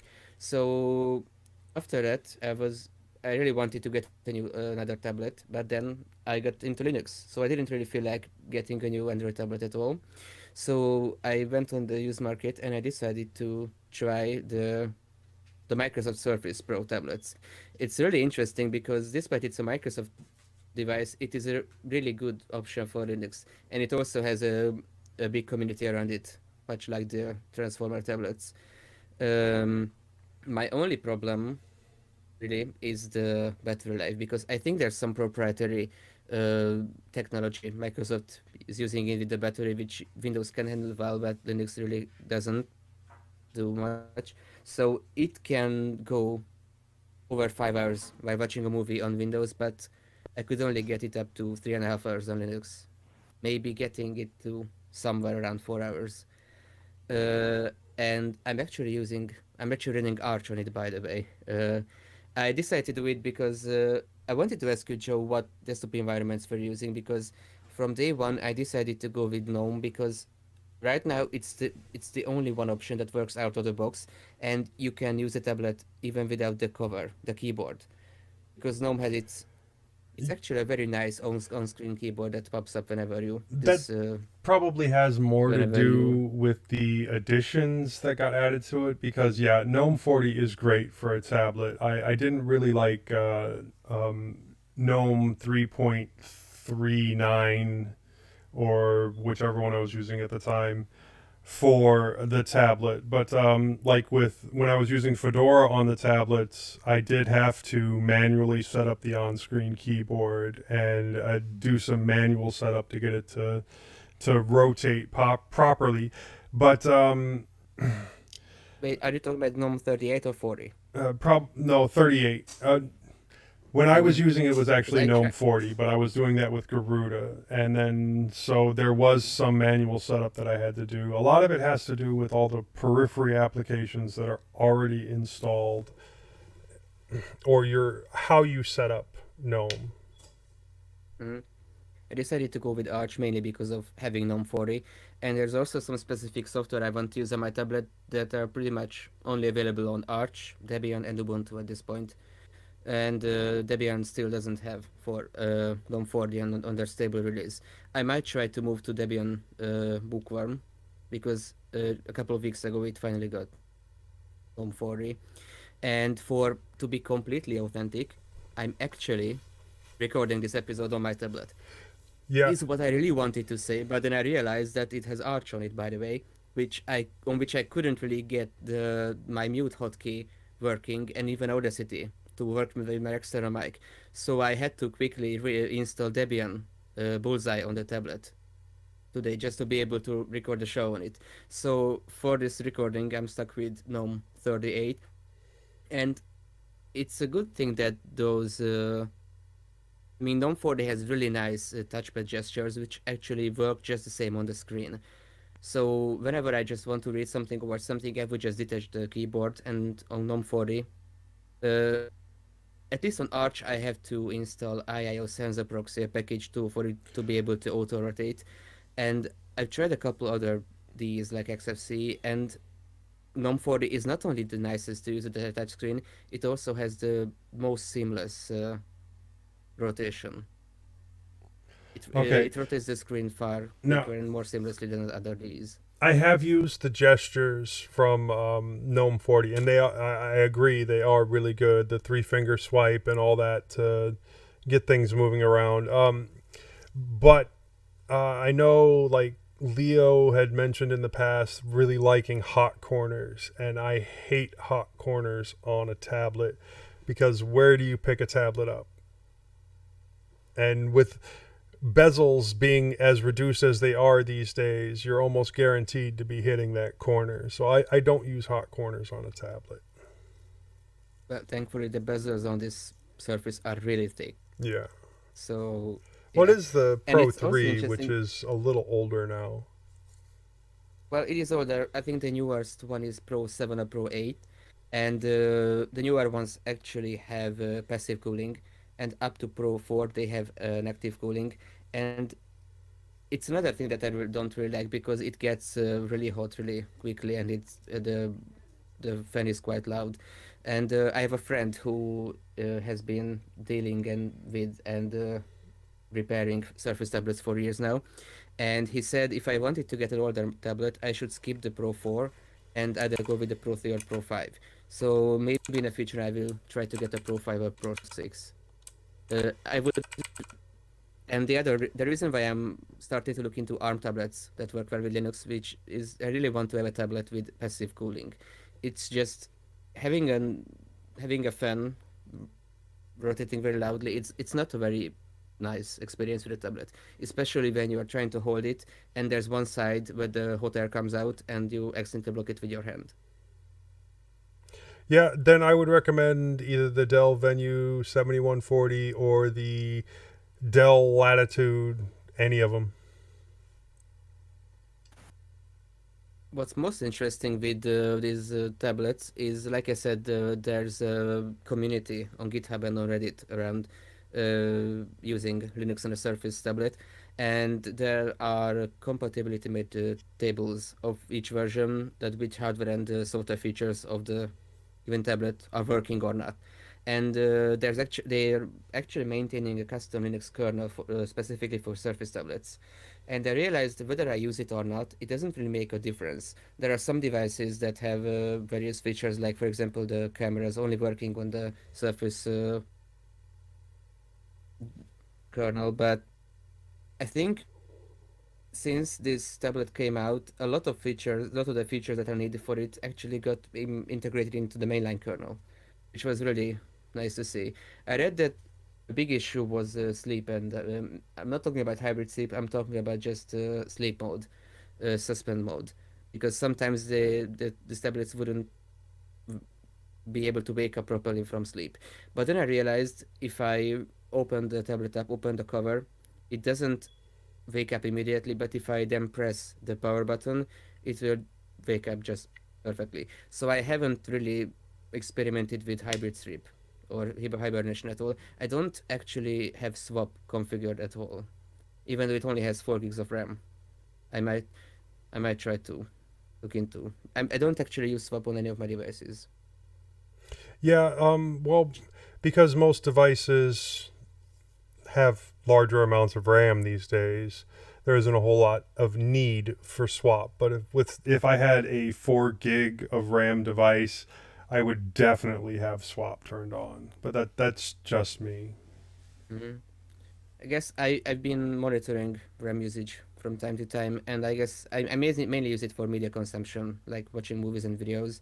So I don't really think I ever had more than 3 gigs of RAM use. So I is it okay as long as I don't fill up the RAM to not use swap? Absolutely. There's well, even if you do fill up the RAM, it's not a requirement to have swap. It'll still work. It'll just be slower. Mhm. Yeah, you could also pick to have a swap file rather than swap on your hard drive. Well, it would still be on the hard drive, but the swap Yeah, file is dynamic. but it rather than a partition swap partition. Right. The swap Yeah, I file. wouldn't really want to. Oh, go ahead. Sorry. I wouldn't really want to allocate 8 gigs of RAM for a swap partition because it doesn't only have 4 gigs of RAM, it only has a 128 gig SSD in it. And Surface tablets are notorious for being hard to disassemble and reassemble. So this friend of mine who was, I think, one of the biggest experts in the country in Hungary with Surface devices, I asked him whether it would be worth it to take it apart just to increase the storage, and he said no. It's really not How because you big have a a high chance of breaking it how while you big disassemble it. a hard drive is it? Uh, I think it's an M.2 SSD. It's 128, so it's not very big. Yeah, Well, 128. I mean, dedicating eight gigs of your 128 to swap so that you can use hybrid doesn't seem like that much of a loss. It's yeah, I guess you're right. Since especially since I also got a 128 SD card because it is SD card slot, which I guess it's becoming more and more a feature nowadays because they start to disappear. So in practice, I do have 250 gigs of storage. I was just going to say, as far as goes, I do recommend you have at least a 1 gig swap file or swap partition just to give yourself a little bit of with performance. So you can always go in and if you just let it pick the size, you can always go in with something later on a live disk and resize the swap partition to a smaller one. Yeah, I will have to look into setting up a swap file. I have a friend who convinced me to try Manjaro and later Arch, and I think when he moved to Linux, he's always been using a swap file, so I might have to ask him to set it up. Yeah, just give it a couple of gig. Mhm. Oh, and I did want to It also reminds me mention how much. that I have the Yeah, Samsung Galaxy Tab 2. I have both the 8-inch and the 10-inch models because I picked them up in a lot where I was fixing tablets. And there was a bunch of Windows 2 or tablets that S2. came with them.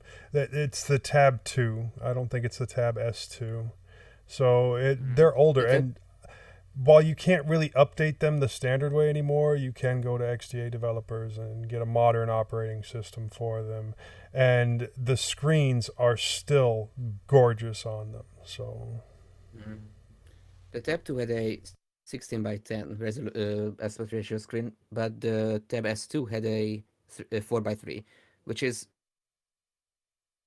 I have to give credit to Apple because from day one, the iPad actually had a 4 by 3 screen, and I had to realize that it's the best aspect ratio to have on a tablet because when you have a standard A4 document in PDF on a 4 by 3 screen, you can get when you operate on a 4 by 3 screen, you can get much better use of the screen real estate than on a 16 by 10 or even a 3 by 2 screen. yeah, I'll talk about Apple in a few minutes and my hopes for that.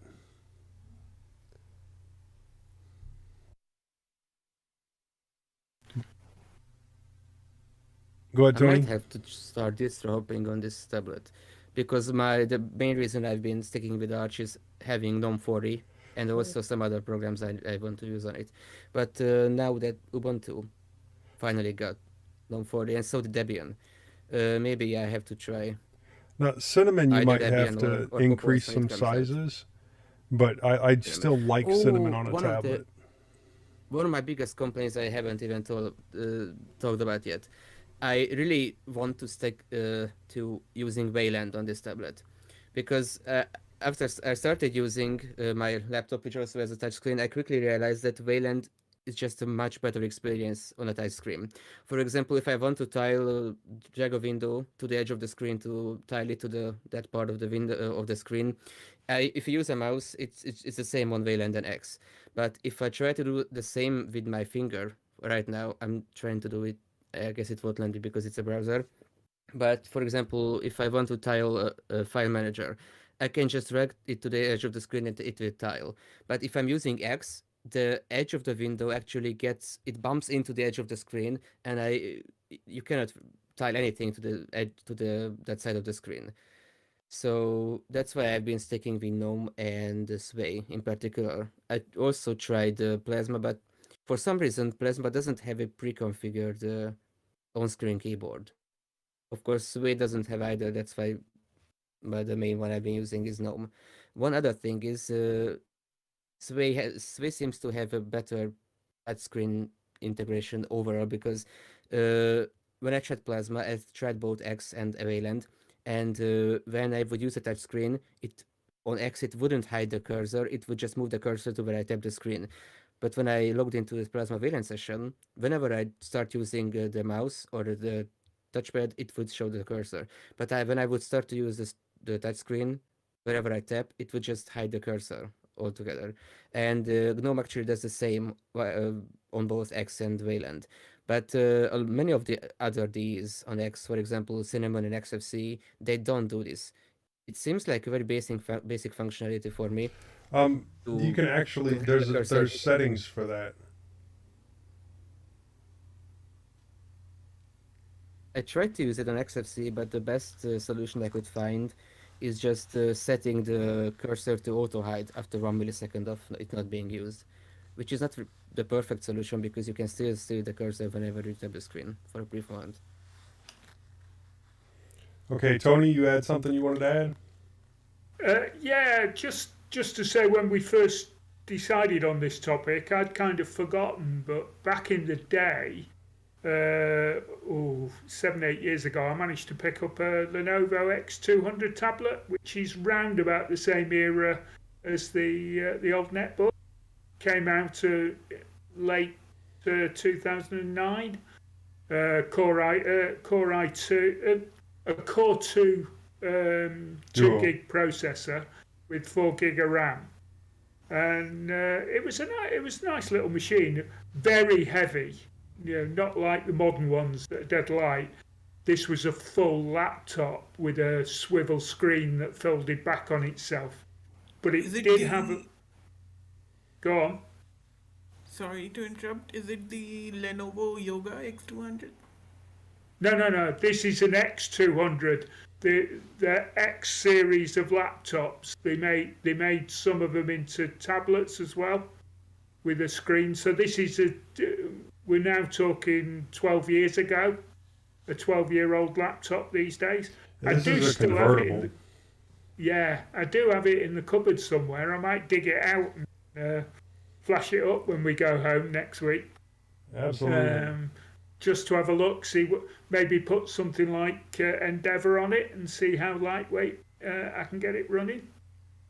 But Oh, they weren't too bad. They came with an integrated graphics stylus that slotted into the side of it. Tony, So was it a yeah, ThinkPad X200? 2 GB RAM Core 2 Duo? yeah, that's the one. Yeah, Shouldn't it be IBM at that time?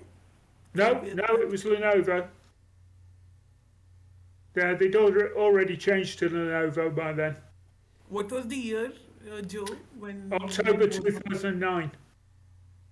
Oh, then it's fine because ThinkPad always IBM comes into mind. Yeah. No. ThinkPad went through into the Lenovo area. I had a number of them. My latest, the last one I had was an X230. That was a Okay, nice little that's laptop that's a as well. nice little swivel screen. I just googled the photo. Yeah. It's like on the hinge, so it's Yeah, but pretty. the only problem with them, they were really heavy, so they weren't easy to hold in your hand and use the stylus.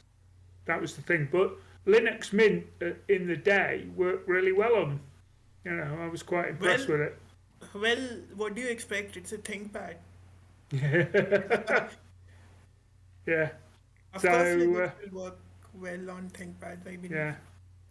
Yeah. So while we were talking, I kind of remembered that. So I just thought I'd stick it in. So if anyone's still got one of them kicking around, maybe dig it out and see if it can still be used. Well, ThinkPad has some really good tablets these days as well. Yeah. I can't remember the model numbers off the top of my head, but I've looked at a couple of them and they look nice. And, well, I did kind of want to add some information here towards the end of the innards section about the future of tablets. I really think that as close as tablets are becoming to laptops, or what laptops are now, that we're going to see a lot more of it, and it's going to continue going forward. Now, I do not recommend trying to keep up with putting Linux on an Android tablet base level, like raw, on the hardware itself. Just it's not worth it, because eventually the people that are maintaining the kernel are going to get bored with it, and it's going to quit getting updates. So it's also extremely difficult to do, requires a lot of setup, and it's just not going to be a good overall experience. Um, And that's an Android tablet trying to convert it to Linux. Don't do it. But Windows tablets, it's super easy these days. Any modern Windows tablet is basically a laptop that's slimmer. So put Linux on it. It's probably going to work. Um, I have high hopes for the M1 processor because the M1 processor is supposed to be used in both tablets and laptops for the Mac line of everything, essentially. So we've already, iPad already has a M1, I think. yeah, we've already seen advancement in getting Linux on the M1, and we will see that more and more going forward. And as that happens with the laptops, it will also happen with the tablets. And say what you want about Mac, they're always going to have really, really excellent hardware and good screens. What about iMacs? When do you expect them to be updated to M1 specifications? I have no idea. Hasn't they already been? The new colorful IMAX. I think they are M1 already, no? No, not yet, I think. So yeah, going forward, yeah, we should see iPads where you can put Linux on them and it will run well. That's always been a problem in the past, but hopefully won't be going forward. And No, I was Clayton wanted me to mention RISC chips in the future as well. So any tablet that ends up running RISC, hopefully that should be really easy to put Linux on, as Linux is I developed for RISC. was talking about those desktops which they had, the iMacs, which are currently running on Intel hardware. Oh, um, when did the IMAX run? Like the current, like it's been 2-3 years since they were updated. Hmm.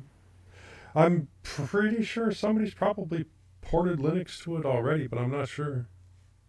No, I was talking about M1 when they will move from Intel to the Oh, Apple chip. Londoner is saying that the current 24-inch iMacs have M1 chips. So, Oh, okay. I might have fallen behind because like yeah, I don't really six keep months up. ago, 6 months ago, I just went to the Apple's website and they were just Intel Mac iMacs, the 18 to 20 inch screens, I think. But yeah. Okay, so that's fine. I hope they like make M1 available for these desktops also. Yeah, I well, may consider one. the M1 or eventually probably the M2 or whatever, it's all going to basically go across their entire line. I mean, they want processors that they make and all their stuff, and that's completely understandable from their point of view. I can see why they would want to, so they're not dependent on anyone else for that happening. So, yeah, it will happen, and it'll happen across the board. And once it's more uniform, you will definitely see a lot more Linux there. So, The iPad Okay. has a very low bootloader though. yeah, and really, that's you know, I'm looking forward to the future of Linux on tablets, and that's really all I got. Anybody else have anything to add, real quick? Real quick. Market share of Linux. Hopefully, it'll reach that magical figure of 19%. I'm sure it will, especially with the Steam Deck coming out and more things along the same lines. But Also, the GenePad is an interesting project to keep an eye on. I think it will be able, you'll be able to put any distro you want on the GenePad. cool. All right. Moving along. Next up is Vibrations from the Ether.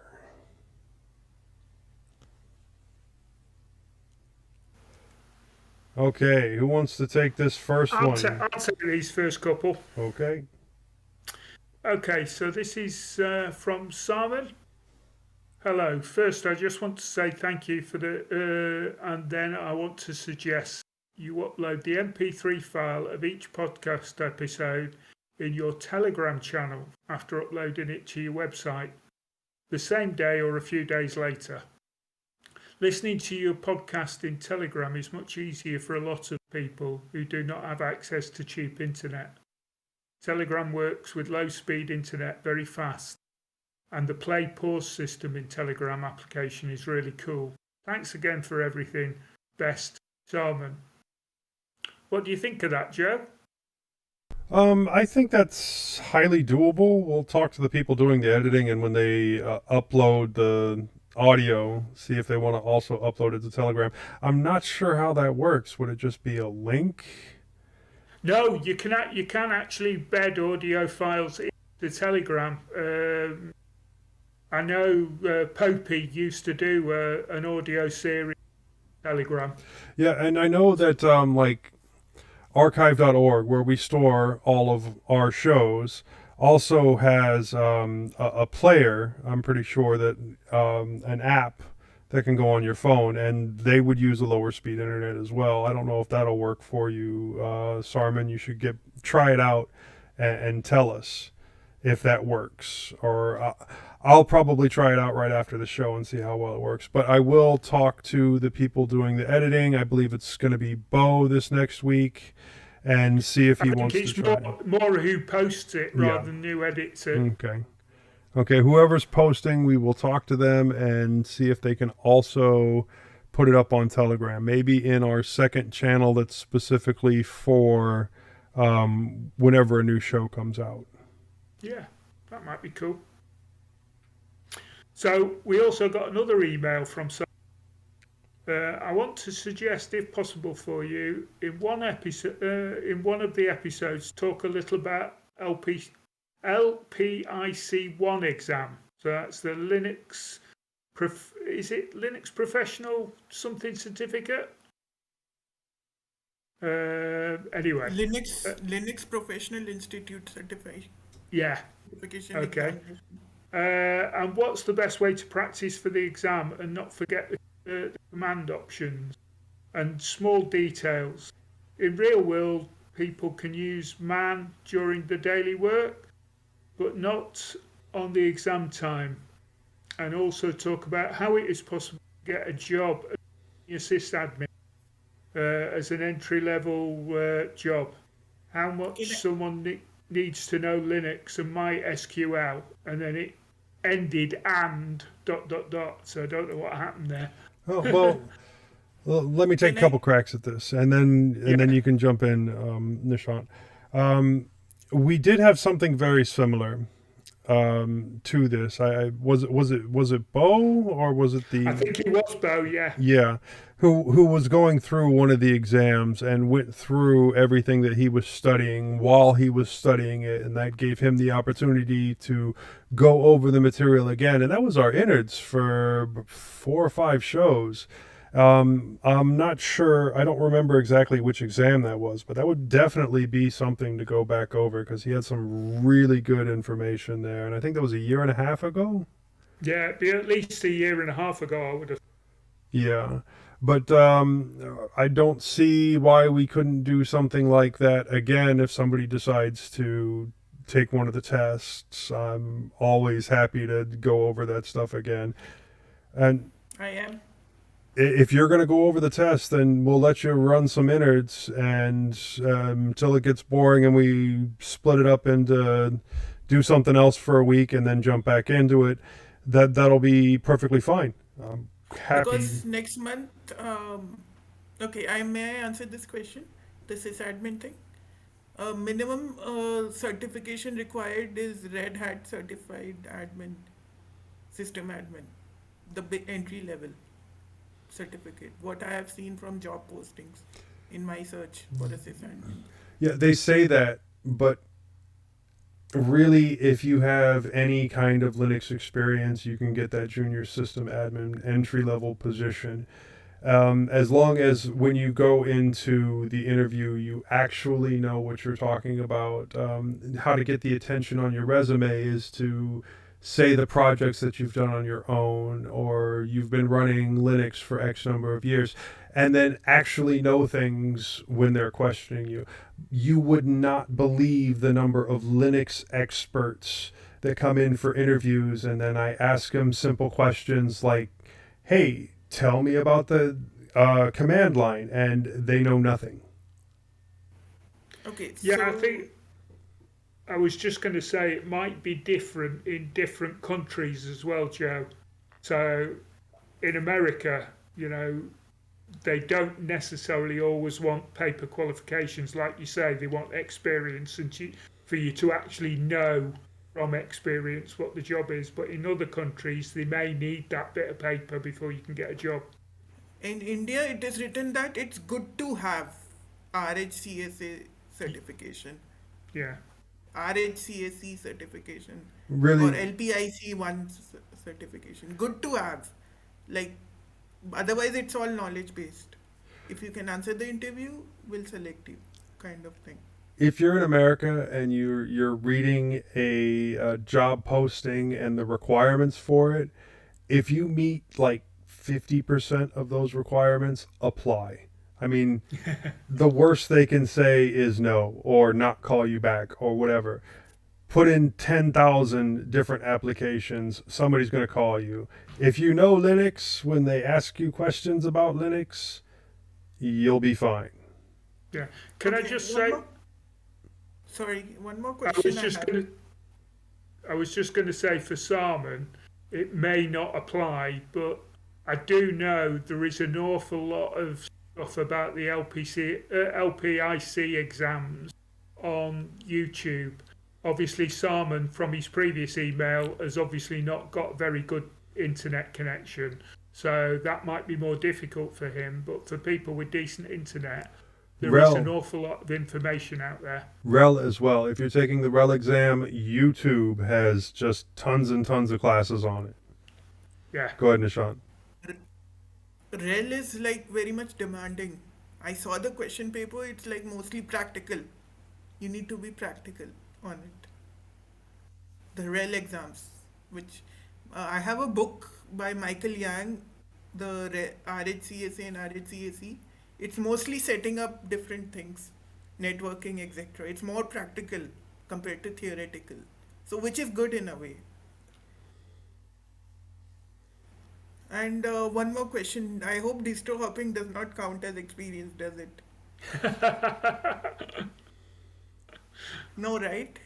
It I mean, I have depends. to be stable on Ubuntu or I have to be stable on Fedora for this many years. If you know how to navigate the terminal, if you know how to check space usage, how to use the find command, how to use grep, awk, and sed, that will usually be enough to impress an interviewer. Grep, awk, sed, head, tail, the basics. DF. Okay. And what about shell scripting?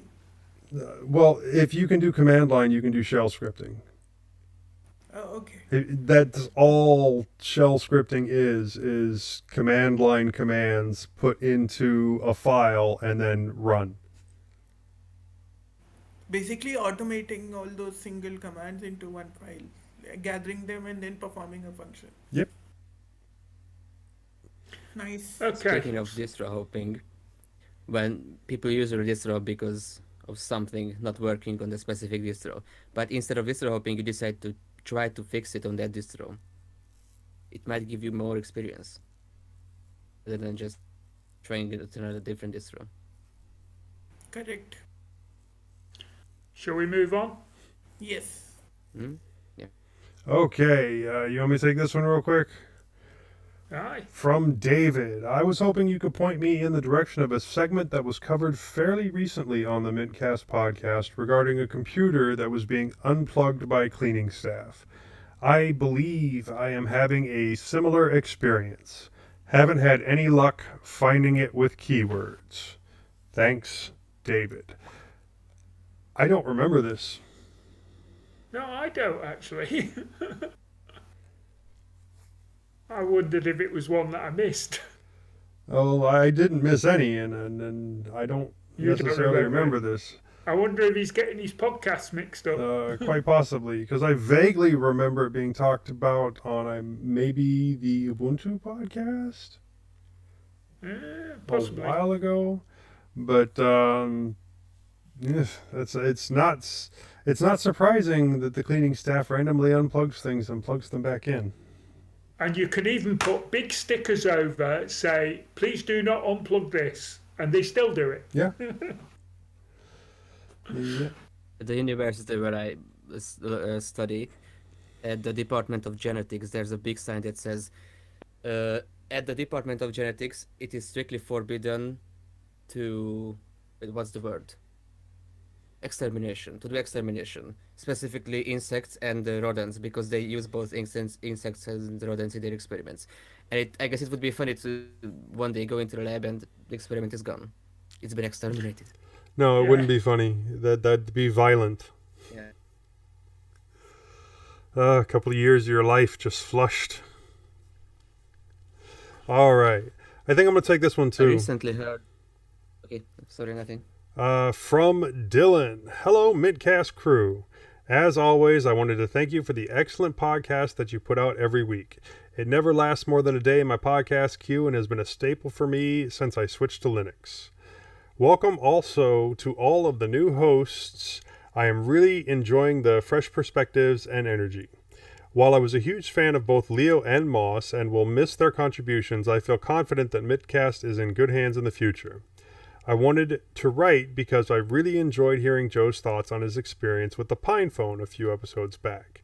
I have had my Pine phone for about a year and have enjoyed watching the development of the various systems.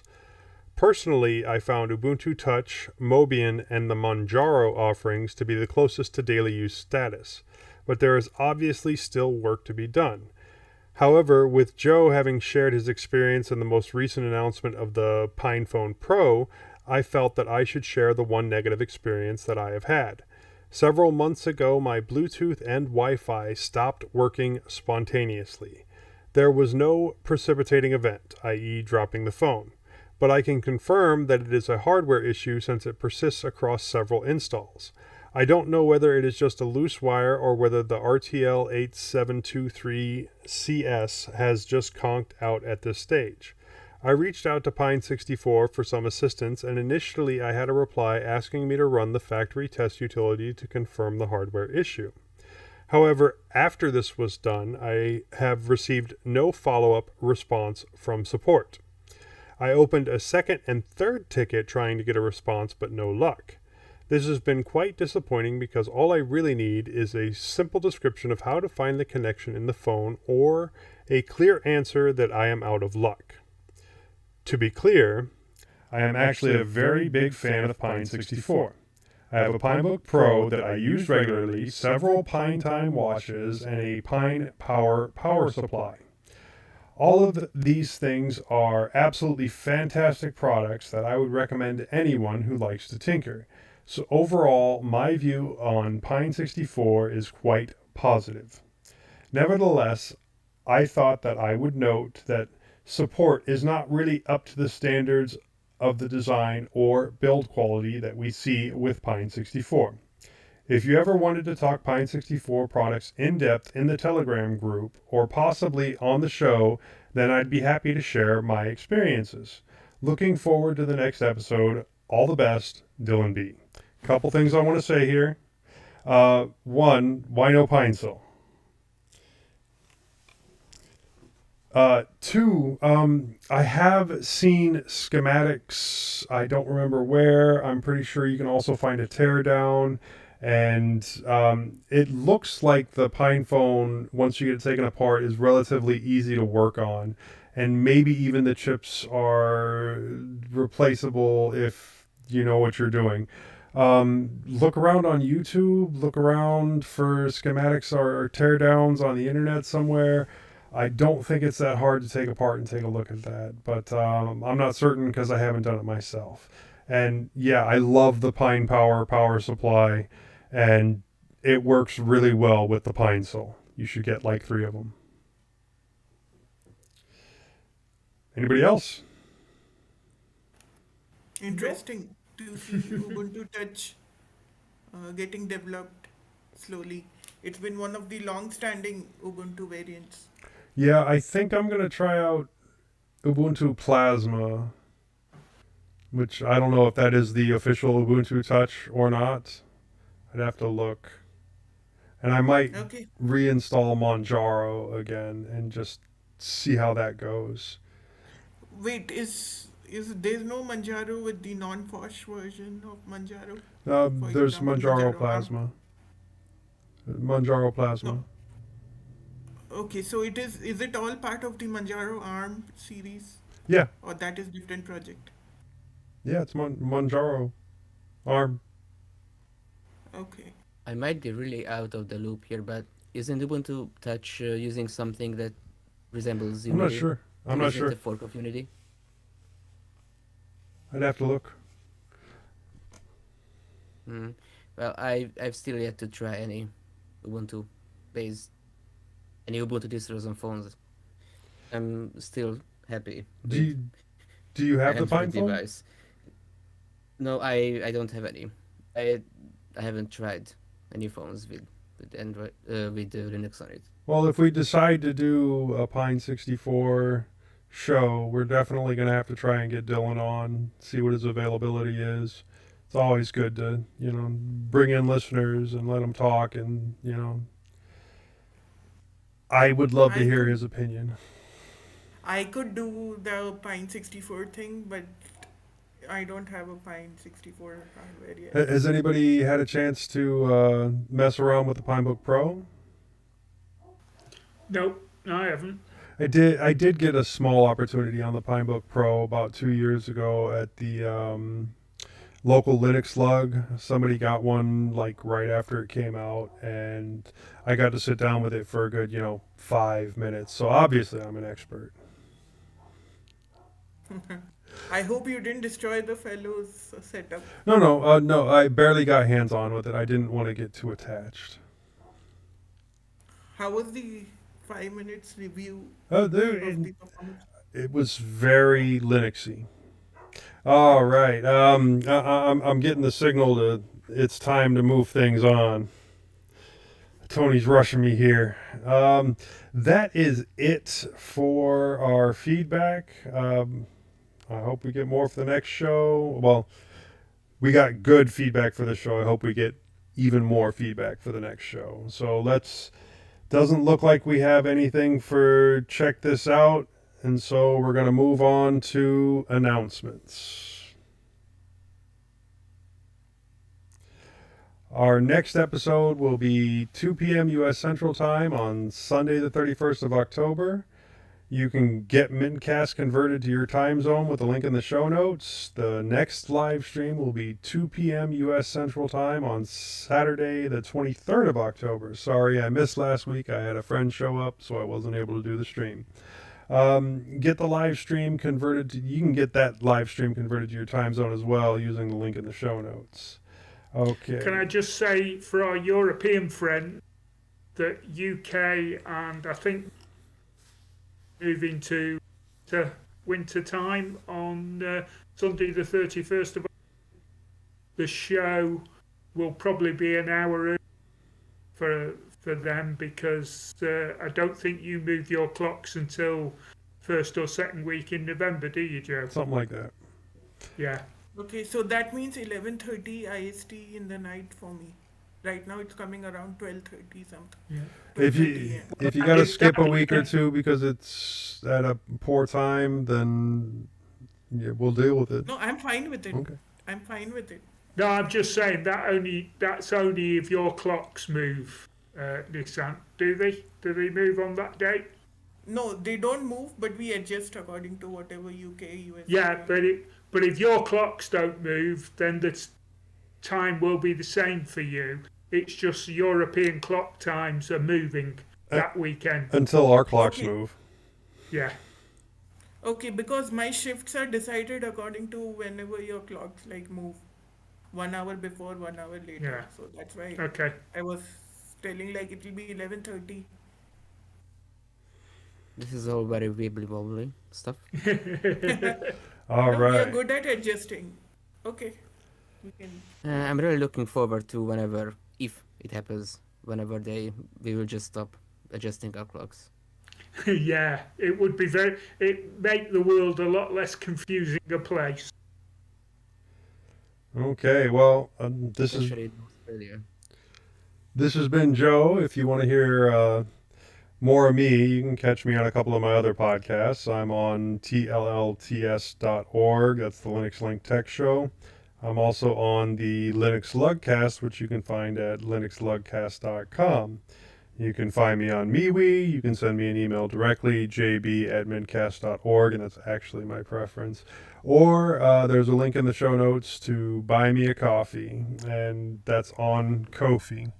And any proceeds from that is either going to go towards coffee or cryptocurrency or getting me more electronics to play around with. And then there's Bo, who wasn't able to make the show today. You can find him at undercastnetwork.com, or you can search for him on YouTube, his band, or the Undercast Collective. The band is Echoes of Savages, right? Correct. And you can find me, Tony, at Hacker Public Radio. I'm Hacker Radio correspondent ID 338.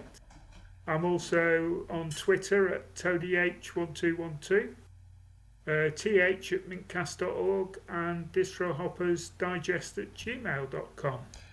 And then Josh Hawk, who was also not able to make the show this evening or today. He's at JoshOnTech at mintcast.org, at JoshOnTech on Twitter and most other social sites. Or you can catch him on Crowbar Kernel Panic. Okay, so you can find me on Discord, ghost.recon. You can find me on Steam if you want to play any games, Maverick00783, and on Telegram it is Master Chief Rico if you want to just message and discuss about Linux or get invited to our mintcast Telegram group. And Norbert, how about you?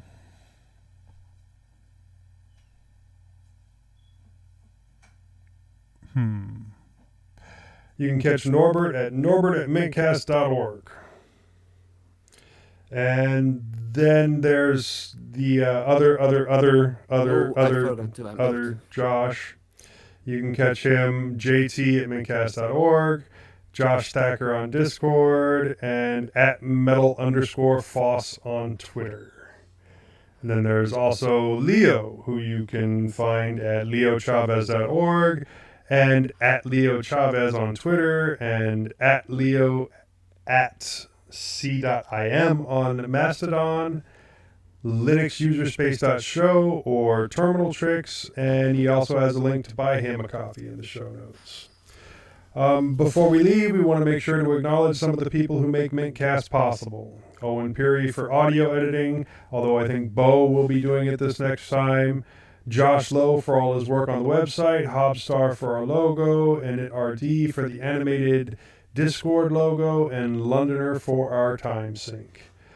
Bytemark Hosting for hosting mintcast.org and our backup Mumble server. Archive.org for hosting our audio files. HPR, who no longer has our backup Mumble room, so I think I'm going to pull that from the show notes. Okay, the Linux Mint development team for the fine distro we love to talk about. Thanks, Clem. Thanks, Clem. Thanks, Clem. Can I just quickly put me saying my email address to the end because I said it but I forgot to unmute myself. I said it for you. Oh, okay. Yeah. Okay, When we couldn't hear you, I added it in.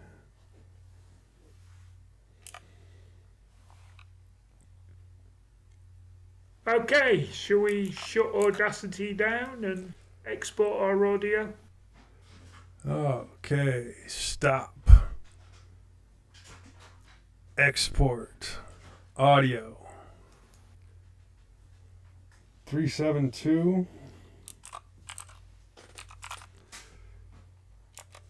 We had a slow start on that show, but I think it went well. And there were some, once again, issues with YouTube, but I got them fixed. Yeah. So it is FLAC, right? We can. Yeah. Yeah. Oh! I should stop my exporting into Wave. Then it's a the habit. Okay, pretty good show. Yeah, good timing as well. We just had the smallest section, one of them, I Hey, guess. hey, Clayton. Actually, Clayton, you joke. I know you're joking there about me running for the government, but that's probably not far off. I'm actually looking to try and run for what is it, school board, and then that might lead to other positions. Joe for cool. president. I don't know about that. I'm getting a Maybe late qualify. start in my political career to try and be No, president. I meant to say president of the United States. Yeah, like I said, I'm late to start in my political career for trying to be president. Oh, okay. No, you need a neutral president, dear. You're not neutral? I am. I am. That's the whole thing.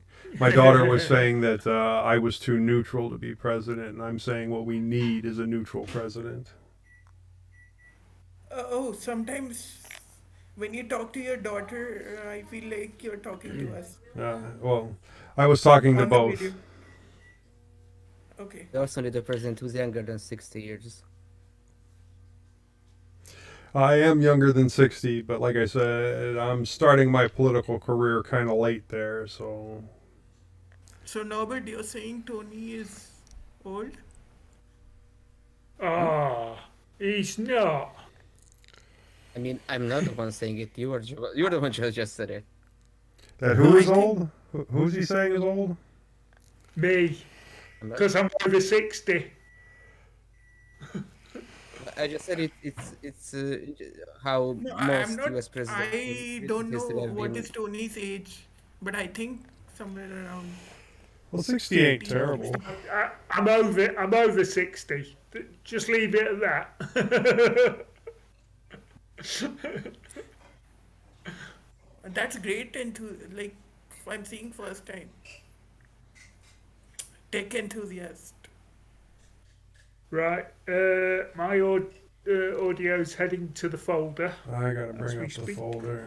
Can you share the Mine. link, Tony, please? You should be able to open it Just because go to I made you. drive.google.com and then go to shared with me and Just open your drive and you should find it as a shared file. all right, I'm looking for the 372 folder. Yeah. There we go. Yeah. And I just realized will have to hang up Discord to plug in my external hard drive because I don't have anything logged into on this Debian installation. So I think I will be going now.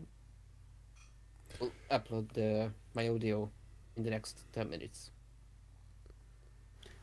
Okay.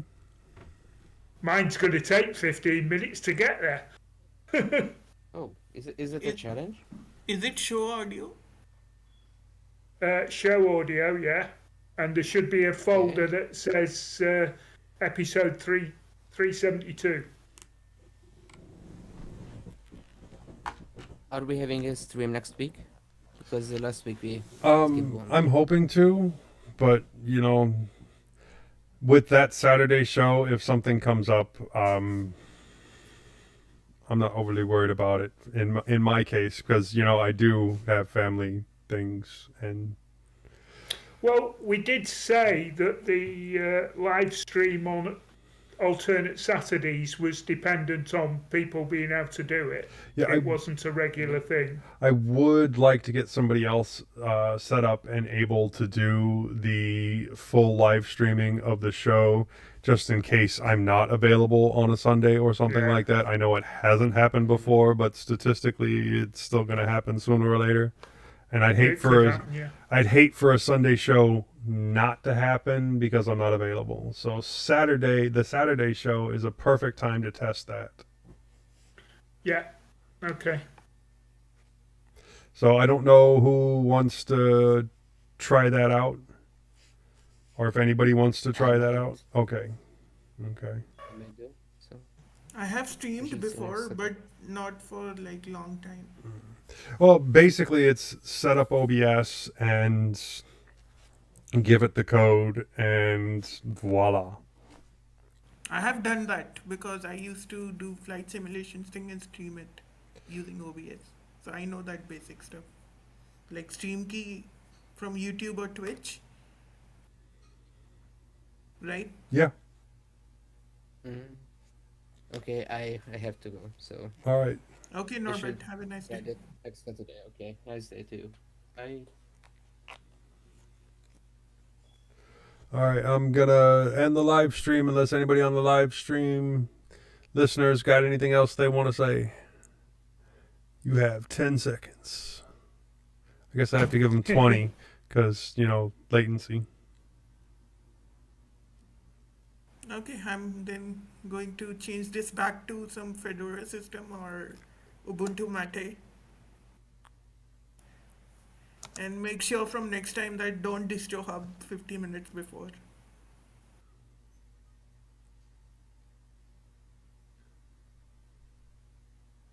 Okay, thank you very much. See you.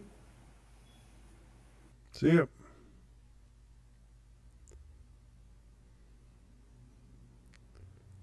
Oh, and Tony, I've uploaded it. I just forgot to name it. Yeah, I've seen it. I won't be doing it this time because How do you I'm edit that? I'll do that. yeah, I won't be here doing the edit this time.